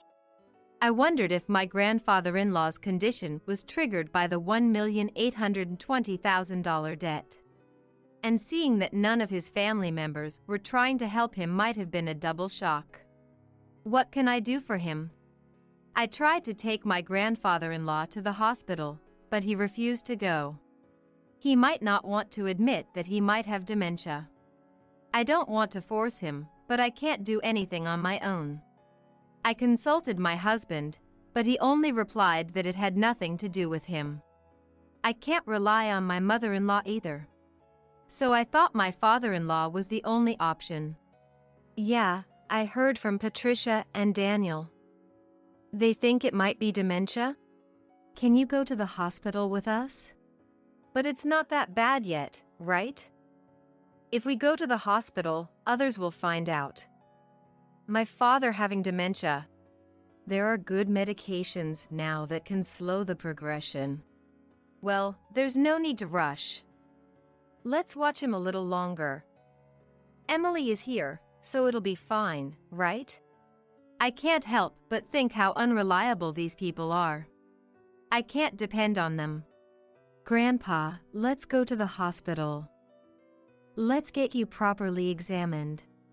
Who are you? Where are you planning to take me? You're up to no good. I almost cry thinking about how my once kind grandfather-in-law has become so stubborn. But my mother-in-law just laughs, amused. Even if he was the chairman, it's over for him now. But now everything, even the company, is all Christopher's. Patricia, Grandpa isn't completely unaware. He's listening to everything. He'll forget everything soon. He'll start wandering, dribbling. Just thinking about it gives me chills. He's nothing but a nuisance now. How can you say that? Grandpa has worked hard for the family all his life. My mother-in-law's words make me angry and sad. But my grandfather-in-law just smiles. See? This old man doesn't understand anything. Patricia! I'm furious at my mother-in-law's laughing and words. But soon, the new house will be ready. Things might change once we move there. Since it's a house that Grandpa built, the family might show some gratitude and be kind to him. I couldn't completely abandon that faint hope. And 2 months later, the house was finally built. For days, I had been forced to pack my in-laws and husband's belongings, while my father-in-law's and my things were mostly untouched. Even when I tried to pack my things, my in-laws and husband kept giving me tasks, so I couldn't make any progress. But I thought it would be fine to move the small things later since this house wasn't going away. On moving day, after moving most of the things, I went to call my father-in-law, but my husband said, "You and Grandpa can stay here." What? "You can stay in this house. We don't need any extra baggage in the new house." In other words, you and Grandpa will live here from now on. And I'll give you Grandpa's debt too. Well, you can at least be a housekeeper. Hey, let's go. Yeah, I'm coming. Good luck with the debt repayment and live in care. With those words, my in-laws cheerfully got into the car and left. I was stunned for a while. I couldn't immediately understand what had just happened. Were we just abandoned? And not just me, but my grandfather-in-law too. only they would live in the new house. It took me a while to understand because it was beyond my imagination that someone could do something so cruel. How should I explain this to my grandfather-in-law? I slowly returned to the back room. I don't mind taking care of my grandfather-in-law at all. That was my intention from the start. As I was about to timidly call out to him, who was sitting with his back to me, he seemed to sense my presence and turned around before I could speak. Have they gone already? My grandfather-in-law's expression as he said that looked completely different from the dazed look he had just moments ago. To be frank, he seemed like a different person. I thought maybe a different symptom had emerged. But the next moment, my grandfather-in-law smiled. And then, his following words surprised me. As I was talking to my grandfather-in-law, Mr. Jones came. Chairman, have you finished getting rid of the unnecessary staff? Yes, it's all done. Let's go, shall we? Where are we going? Of course, to the new house. I left the house where I had been living, led by my grandfather-in-law, without understanding what was happening. The next month, countless calls came from my mother-in-law and husband. My grandfather-in-law said he wouldn't deal with them anymore, but I answered my husband's call because of the divorce. Hey, Emily! Is Grandpa with you? When I went to the old house, it was for sale. It's not worth $1,820,000, so you can't repay the debt. Is that why you did that? What do you mean? Put Grandpa on. Dad said he can't get in touch at all. That forgetful old man has done something outrageous. I knew what he was talking about, but I wanted to hear what my husband would say. Grandpa sold the company's stocks to the executive director. Thanks to that, the executive director became the largest shareholder, and a shareholders' meeting and board meeting were held. And Dad was dismissed as president. But the executive director is well liked, and maybe Grandpa thought he was better to hand over the company to? The executive director must have deceived the senile old man into selling the stocks. This is invalid. You seem to be misunderstanding something, but Grandpa doesn't have dementia. If anything, he seems more coherent than before. What? I too, until that moving day, had seriously thought that my grandfather-in-law had dementia. It seems that my grandfather-in-law had been suspicious from the time my mother-in-law said she would build a house to live with him. So he devised a plan. He pretended to have dementia to see how my in-laws and husband would react. As expected, they showed their true colors one after another. In the end, they left my grandfather-in-law and me behind. I struggled to hold back my laughter because everything went exactly as I expected. My grandfather-in-law said. I was surprised, relieved, and a little conflicted. To deceive the enemy, you must first deceive your allies. He laughed. He seemed to have been getting regular updates on the company from the executive director and Mr. Jones. With my grandfather-in-law gone, my father-in-law and husband did as they pleased. Self-righteous, completely ignoring the opinions of the employees. Constant entertaining at the company's expense. He had handed over the company to my father-in-law, but he was worried about the future, so he took this measure. In the end, he decided he couldn't entrust it to his son and left it to the executive director. What about the $1,820,000 debt? That's gone now. Indeed, my grandfather-in-law had been a guarantor for a friend's debt. But he also owned personal assets that exceeded that. After stepping back from the company's operations, he had invested in real estate and made a considerable profit. So there was no problem at all, but if I had said that, it was clear that my mother-in-law and husband would target it. That's why I only talked about the debt. The friend was the son of a benefactor who had helped my father-in-law when he was young. Moreover, since then, the countryside land that the son owned was going to be developed into a resort. And he was able to sell it at a high price, so there was no need to take on the debt. You're kidding! But more importantly, are you guys okay? We're not okay. Both my father and I were denounced by the company. What should we do now? Well, there's also the mortgage on the house. What? What do you mean, the mortgage on the house? Huh? You haven't realized it yet? The house money should have been all paid by Grandpa.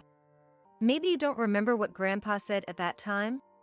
When my mother-in-law talked to my grandfather-in-law about money, he had set the condition that if it's a house where everyone, including me, will live. In other words, if that wasn't the case, he wouldn't pay. Even if the house was in my father-in-law's name, my grandfather-in-law intended to pay if everyone was living together. That's just because you assumed Grandpa would pay and didn't look at the documents properly, right? Christopher signing without checking everything, it shows he really didn't have the qualities of a president. You're kidding! Afterward, my parents-in-law ended up losing the house they had built because they couldn't pay the mortgage. Now they live in an old apartment over 50 years old and are struggling to pay off the unpaid loan. My mother-in-law and husband have been contacting me alternately, saying we should all live together, but that's impossible now. My grandfather-in-law has retired from his chairman position, and now he has bought an old house in the countryside, and we are living together. Emily, you can go and live wherever you like, freely. You don't have to worry about living expenses. My grandfather-in-law told me, but I chose to be with him. If I'm not in the way, please let me be with you.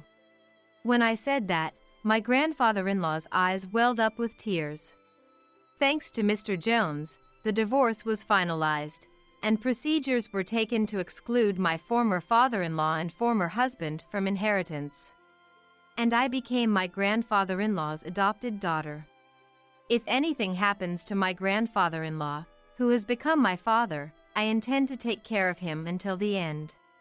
Now, the two of us enjoy working in the fields together. Dad, look at this radish. It's big. In the pouring sunlight, warm moments flow. I wish for these days to continue even one day longer. There is no seat of mine. Olivia, oh, your seat? I canceled it. Ava. Today is the wedding ceremony of my dear brother, Jack. Me, his real sister, not having a seat at the groom's side is unthinkable.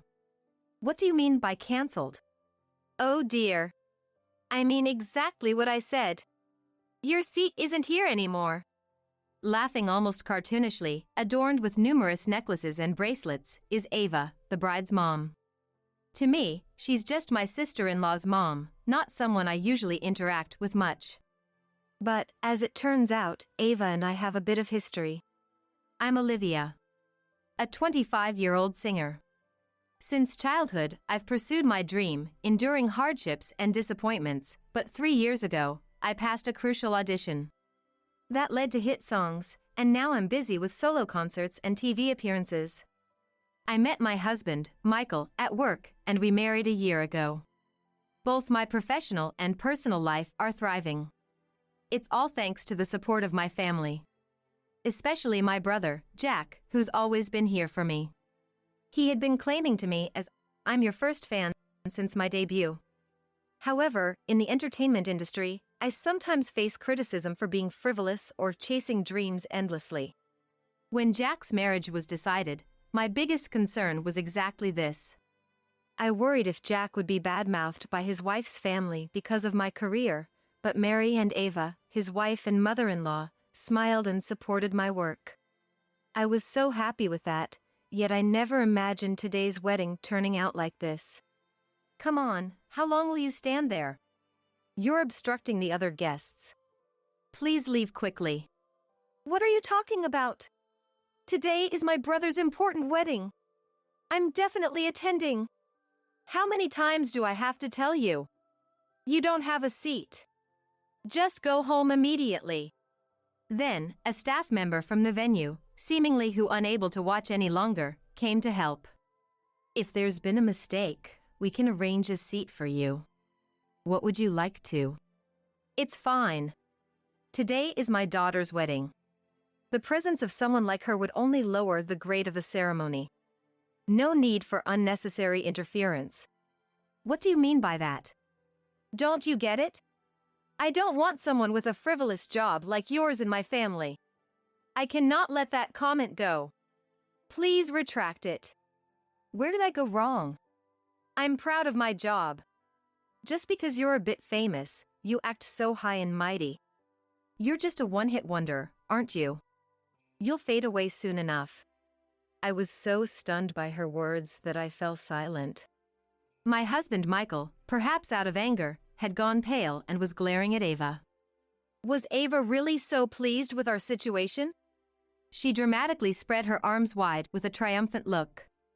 Her heavy bracelets clanged loudly.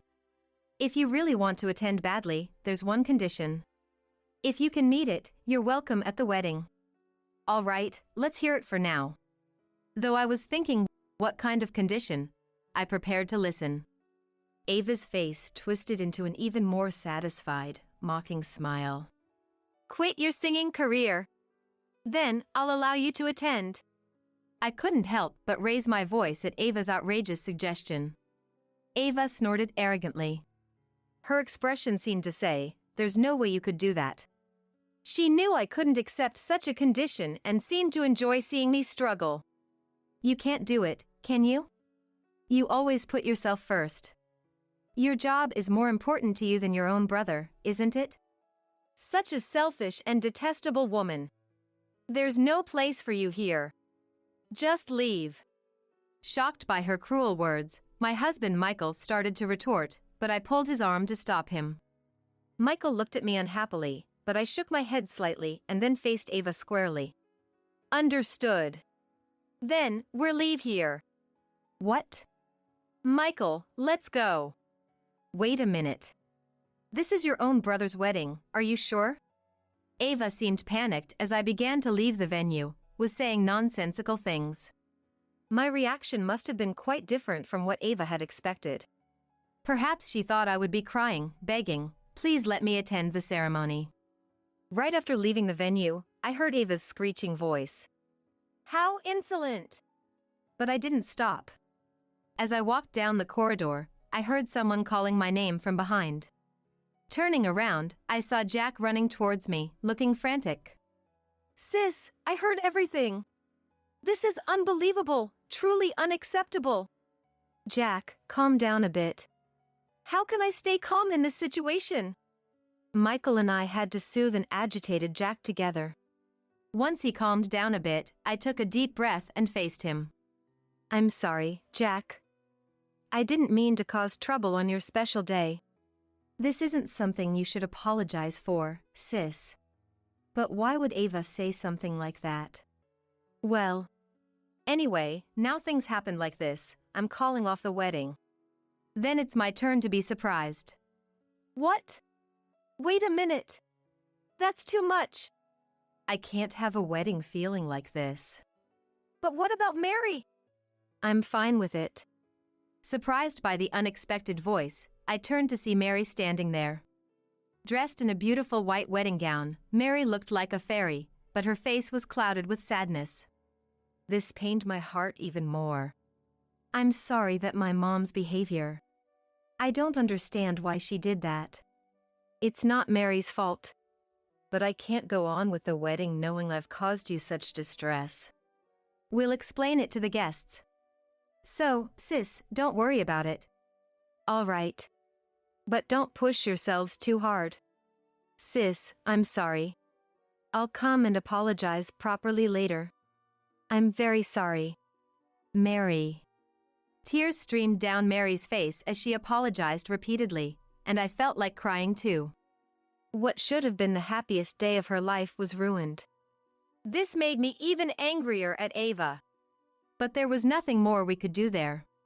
Michael and I left the venue with feeling terrible. according to Jack, who called me that night. When Ava heard the wedding was cancelled, she was furious. Seemingly oblivious that she was the cause, although she ranted about the preparations and the money spent. However, an angry, tearful Mary and Ava's husband, now aware of the situation, scolded her, and she reluctantly backed down. Jack and Mary told the guests that a family member had fallen ill as an apology. Not revealing the truth was probably their way of showing some mercy to Ava. Thinking of their feelings, I felt deeply saddened. How did things end up like this? While Jack and Mary's support was comforting, but I couldn't help feeling down, blaming myself for being a singer. A week later, Michael and I visited Jack's house. We had received a call from Jack and Mary, who wanted Ava to join them in making a formal apology. They should be the ones coming to our house. Ava absolutely refuses to do that. Are they really sorry then? I think so too, but considering Jack and Mary's feelings. I didn't want to see Ava, but after hearing Jack and Mary's earnest apologies on the phone, I couldn't refuse. Besides, I had something important to resolve. Sis, sorry for bothering you today. Mom, come on, greet them properly. They apologized repeatedly as we arrived. Ava, looking displeased, merely muttered, "Oh, hello." Seeing this, an almost tearful Mary scolded her. I was beyond anger, so already wanting to leave, but I didn't. Because Jack urged, "Please come in." Michael and I sat down, opposite side was Jack and Mary, with Ava also seated. It's about. Mary began. I wanted to be a singer. It's embarrassing now. There's nothing embarrassing about it. Mary has more talent than anyone. Mom, please be quiet. As you can see, she was more enthusiastic about me becoming a singer than I was. Singing is the perfect career for Mary. Please, just be quiet. Ava, about to start shouting, was silenced by Mary's firm words. Of course, singing was my dream too. But as I realized there were better singers out there, my desire faded. Yet, Mom insisted I become a singer. So, 3 years ago, in my graduation year, I promised the audition I took that would be my last. If I passed, I'd pursue singing, but if I failed, I'd give up. And I failed. It wasn't just a failure. You made it to the final round. You were almost successful. As Ava exclaimed, I was intrigued by the audition 3 years ago. It was the same audition that kick-started my career as a singer. I had a suspicion. Mary, was that the audition? Yes. The same one Olivia passed. I participated too. I hadn't realized it at all. You only care about yourself, don't you? Such an unpleasant woman. Mary, with tears in her eyes, reproached Ava, who spat out her words with vehemence. As I watched the two of them, I finally felt a sense of understanding. Hearing Mary's story, Ava's past behavior finally made sense to me. And seeing Ava's attitude now, I decided to go through with the decision I had secretly made. I finally understand, Ava. Oh, what's with that look? How insolent. Honestly, I wasn't sure whether to say this or not. After all, you're Jack's mother-in-law. I didn't want to make a fuss. What do you mean? Ava, you've been saying it all along, haven't you? To introduce Mary for a singing job or to refer her to my agency. Eh? Mom, you said that? That was just small talk. Even for small talk, it felt like big pressure. You became more aggressive when I didn't take you seriously, and recently, you even threatened to sell my private photos to a tabloid if I didn't introduce her. Hey, that's practically threatening. Jack, enraged, leaned forward, but I gestured for him to stay calm. Next to him, Mary opened and closed her mouth in disbelief. She might have been too shocked to find words, not expecting her own mom to do such things. I felt a bit guilty, but I couldn't stop now. The incident at the wedding ceremony, was it your way of getting back at me because things didn't go your way? Mom, did you really do such a terrible thing? That is. You coward. Bringing this up in front of Mary. I knew Ava didn't want Mary to know about her actions. Mary would be hurt if she found out. That's why I had been hesitant to say anything. But I had explained the situation to Michael, then he nodded slightly at me from beside of me. Ava was ignoring Mary's attempts to stop her, approached me, veins throbbing on her temples. Let me make it clear. Mary has far more potential as a singer than you. If it weren't for you, she would have passed the audition. She could have been a singer, even a star. I let her marry into a less impressive family, thinking it might lead to a singing opportunity for her. How dare you take advantage of my kindness? Ava's intensity silenced not just me, but Jack and even Mary. As we stood there stunned, Ava continued her irrational tirade. You probably used some dirty tricks to pass that audition, didn't you? Bribed the judges, maybe even seduced them. You seem like the type of doing that really well. Even now, who knows what you're doing to get work? Mom, please stop. Mary's tearful plea seemed unheard by Ava. I was so overwhelmed, I didn't know whether to be angry or sad. Then, Michael spoke up. Olivia passed the audition on her merit. Aren't you a sweet husband? But your wife's popularity is just a fluke. Likewise, Mary failing the audition was a matter of merit. Michael's firm tone even caught Ava off guard. I remember that audition 3 years ago well. All the finalists were closely matched in talent. But Olivia had the strongest determination to become a singer. What right do you have to say that? You're not even involved. I am involved. Huh? I was a judge at that audition. I'm Michael, a music producer. Michael, the famous music producer Michael? Michael is known as a famous music producer whose works are all hits. Even those not well-versed in music have likely heard his name. He seldom appears in the media, so his face isn't widely recognized. That's why it's understandable that Ava hadn't recognized him. Ava blinked in surprise for a while, but then approached Michael with a sly smile. I had no idea that you were the famous Michael. You should have told me sooner. What would you have done if I had? Of course, I would have introduced Mary to you. She's a diamond in the rough. With your help, Michael, she could become a star singer. Enough, Mom. Do you even know what you're saying? Be quiet. I will make Mary a singer, no matter what. Stop it, please. Mary yelled with a voice that sounded to shake the room, tears streaming down her face as she glared at Ava. Her face was red with anger, fists clenched tightly, clearly furious from the bottom of her heart. In conclusion, Mom just wanted to make me a singer for her own vanity and desires. That's the worst. How can you say such things to your mother? A parent's dream is their child's dream. Children have a duty to fulfill their parents' dreams. Don't you understand that? I gave birth to a child with a talent for singing, just for this. Don't talk nonsense. The one talking nonsense is you. You could have been rich and famous. What a disappointment. That's it. I've had enough. I'm cutting ties with you, Mom. What? Are you out of your mind? From this moment, you are a stranger to me. Please leave. Mary, don't joke around like that. Get out. Mary, with a strength that belied her slender arms, pulled Ava and pushed her outside the door. Ava, having been thrown out, angrily pounded on the door. When Mary threatened to call the police if she didn't quiet down, Ava's anger turned to tears and pleading. Mary, why are you doing this to me? I've always done everything for you. Still saying that.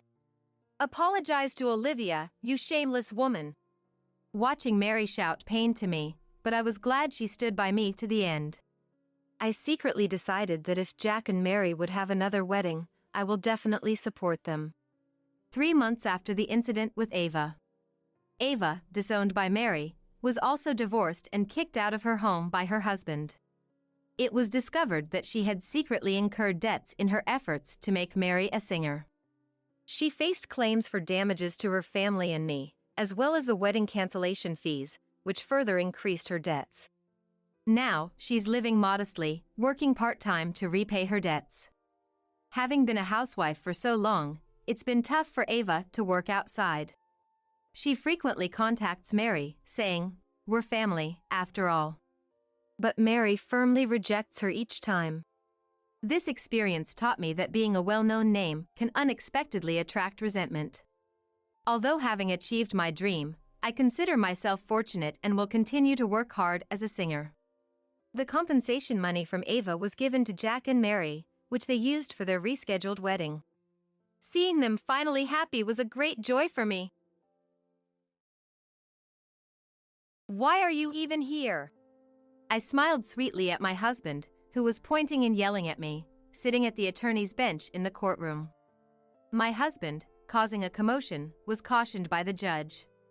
He reluctantly fell silent, but his eyes were still glaring fiercely. It's your fault for having an affair and getting sued for alimony in this divorce case. To think it even led to a trial. As I calmly pointed to the evidence and cornered my husband, he slumped, utterly dejected. But this trial is not the end. I will pursue you relentlessly. Be prepared. I murmured quietly to myself. My name is Scott, I'm 48 years old and a lawyer. I married my husband George 21 years ago.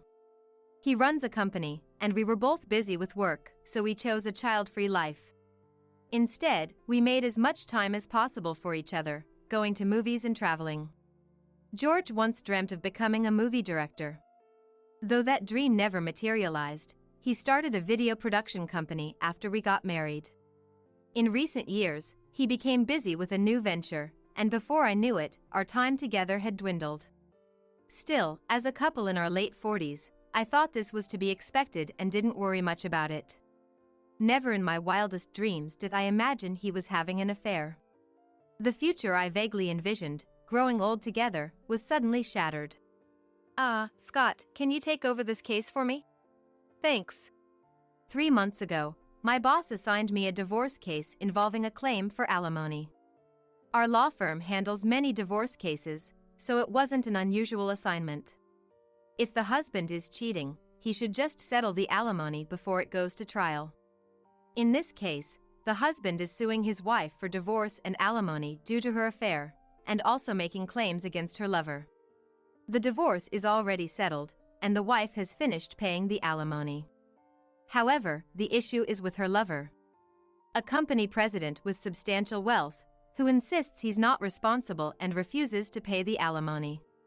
Initially, another lawyer in my firm was handling this case, but he got swamped with other matters, and it was passed to me since I had some free time. During the handover, Paul apologetically mentioned, "This guy is quite a piece of work.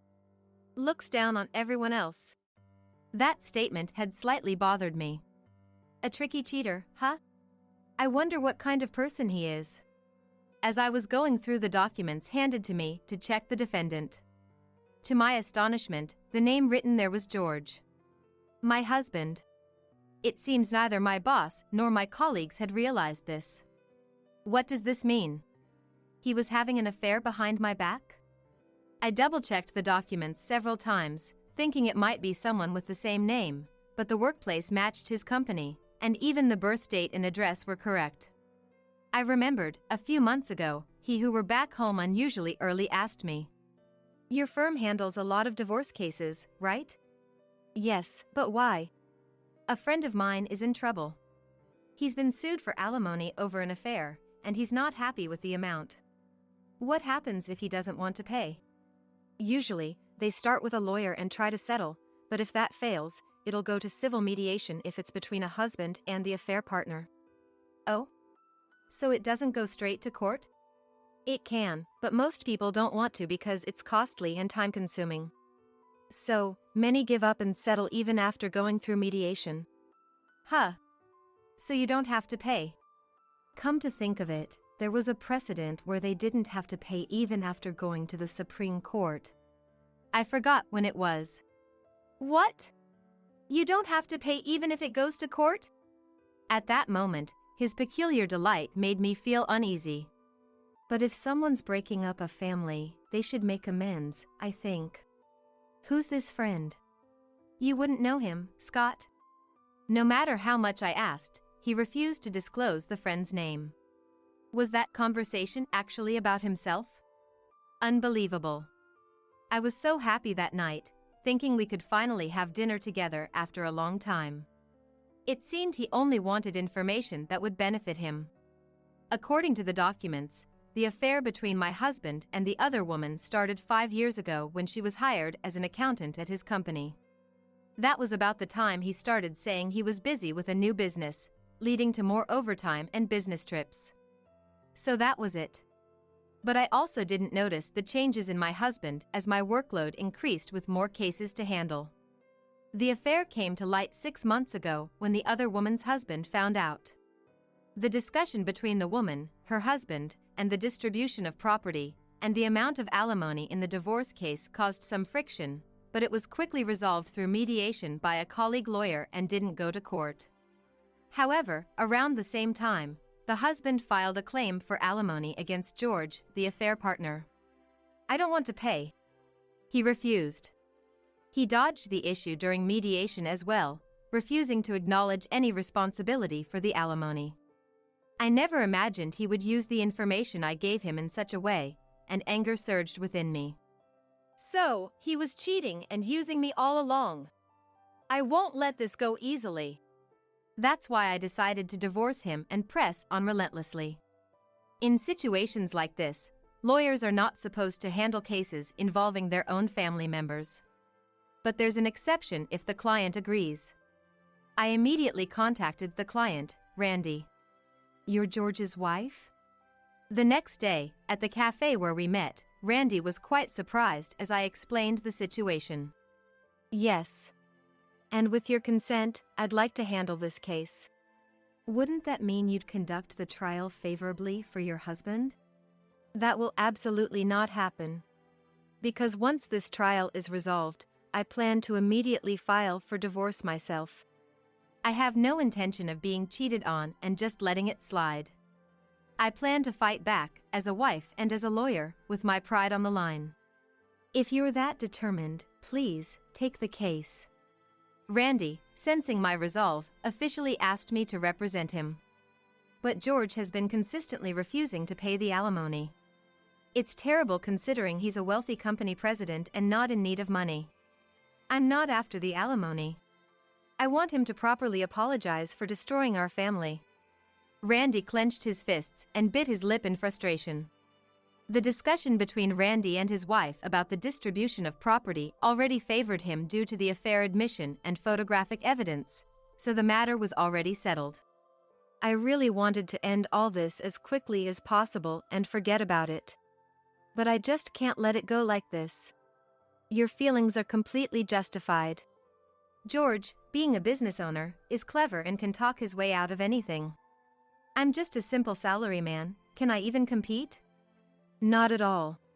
People who believe they are clever often make trivial mistakes in unexpected places. I will make sure to corner him, just leave it to me. Our marriage wasn't going well to begin with, and he even said he doesn't see the point in paying alimony. That wasn't the case. If George hadn't laid a hand on my wife, we would have been fine. The frustration in Randy's tone was palpable.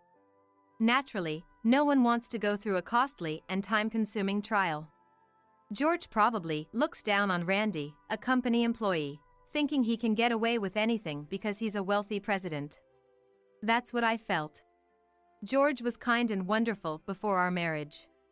But after he became independent and started his own business 15 years ago, money started flowing in, and he gradually changed.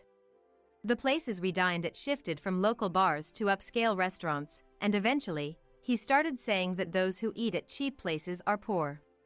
Whenever I admonished him, he initially blushed and apologized, but eventually, "These are bottom feeders who can't even start their own business," he started saying. His company was thriving, and perhaps he got carried away. But success in business isn't always a given. As a lawyer, having seen many who failed yet managed to recover, I believed he would eventually come to realize this. Yet, he seems to have become more arrogant than I ever imagined. Luckily, or unfortunately, he's still unaware that I know about his affair. Just watch, I won't let this go. I contacted someone to gather compelling evidence against him and prepared meticulously for days for the trial.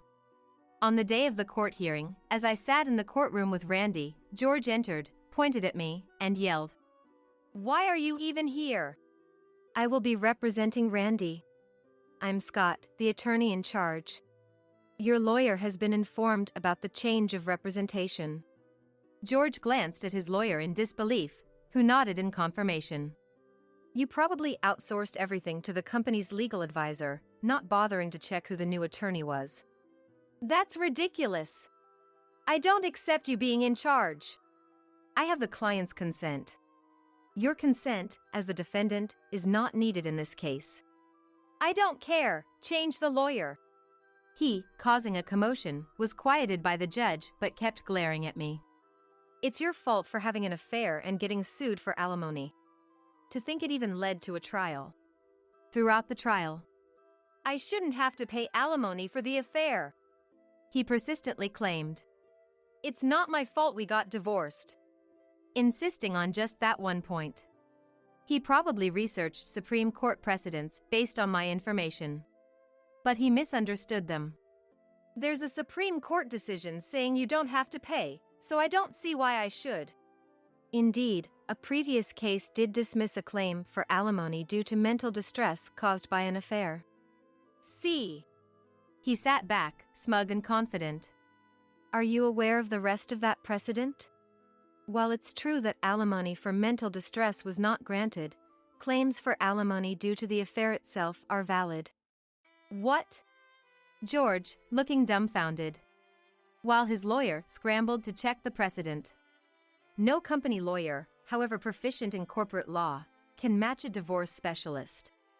And so, the trial concluded with him ordered to pay $30,000 in alimony for the affair. It's a court decision, so non-payment now risks liens or enforcement actions. Realizing he couldn't escape, his shoulders slumped in defeat. "But this isn't the end. I will continue to pursue this thoroughly. Be prepared." From that day on, he never returned home. I expected as much.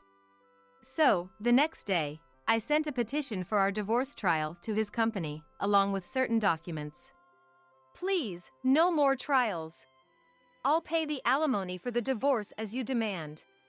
A few days later, summoned by my husband, I went to his company's meeting room with a colleague lawyer. As soon as he saw me, he apologized to me. "Oh, so you'll also properly handle the distribution of property, as I suggest." That's. Investigations revealed my husband's personal assets exceeded $5 million. This was because he cleverly funneled company money into his pocket and, unbeknownst to me, had made me a company officer, drawing a monthly salary of $8,000. "The assets you built after marriage are jointly owned, right? Splitting them would make me a millionaire. And I was an officer. I had no idea." "That's a tax-saving measure every company practices." "Maybe, but isn't it strange that I, the concerned party, was unaware?" "Is that all just for tax savings? There are quite some suspicious money movements. Maybe this lawyer here and the accountant lady knew about it?" The lawyer beside him averted his gaze upon meeting my eyes. "You realize such actions could strip you of your lawyer's license, right?" "I've already reported this to the Bar Association." His lawyer turned pale and trembled, aware of the gravity of his actions. "Of course, you're prepared for the company to collapse due to these illegalities, right?" "I just had an affair. I apologize to you, and I've long split up with that woman. Why does the company have to go down too?" "Because I am a lawyer. I can't overlook the wrongdoings I've found." "How? And how did you get the company's internal documents?" "You conspired with the company's president, the legal advisor, and the accountant lady to commit fraud. But there are still people in the company who can't tolerate such corruption." The person I had contacted before was the company's vice president. He had supported George and built up the company from the start, but could no longer bear his changing nature. So, when I reached out and explained the situation, he readily cooperated. The vice president wept, hoping you'd return to your original, pure intentions. He did what? And yet, you found the vice president, who cautioned you, bothersome, and threatened to fire him. That's because he nagged me over using some company money. You too. Just because you're a lawyer, you act all high and mighty. He lashed out at me in frustration, so I was about to say something right back, but my colleague lawyer calmed me down. Then, the colleague presented him with divorce papers and a settlement document. If you sign these divorce papers and the agreement now, we can avoid a trial. So, you'll forgive everything? Yes, I'll forgive the affair. Fine. He, relieved to avoid a trial, signed the documents, ignoring his own lawyer's protests. Done signing. Is this okay? Yes. But I'll report the embezzlement from this company to the police, as it's a criminal matter. What? That's not what you promised. You said you'd forgive everything. I said I'd forgive the affair. How many times do I have to say it? As a lawyer, there's no way I'd overlook a cover-up. He seemed to want to retort, but he was at a loss for words. The upcoming trial will be tough. Need a lawyer? Oh, but I've already been asked to represent the vice president. Then, I guess I'll see you in court next time. I declared this to him and his lawyer, then left the conference room with my colleague. Serve you right. I'll make sure the next trial is just as thorough, so look forward to it. My colleague gave a wry smile as I silently celebrated with a small fist pump. That's what he gets for underestimating a lawyer wife. I beamed a wide smile at my colleague.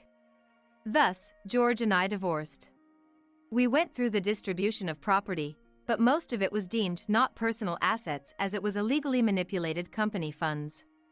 Subsequently, George and his lawyer were sued by the vice president for embezzlement and arrested. They are currently in trial, detained in jail due to the severity of the crime and risk of destroying evidence.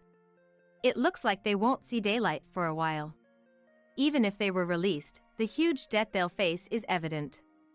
As for me, I didn't become a millionaire from the distribution of property from George, nor did I want to. Money earned rightfully by one's effort is sufficient. Moreover, my fulfillment as a lawyer comes from being able to help many people. I intend to continue dedicating myself to others, upholding the spirit of freedom and justice, equality and fairness.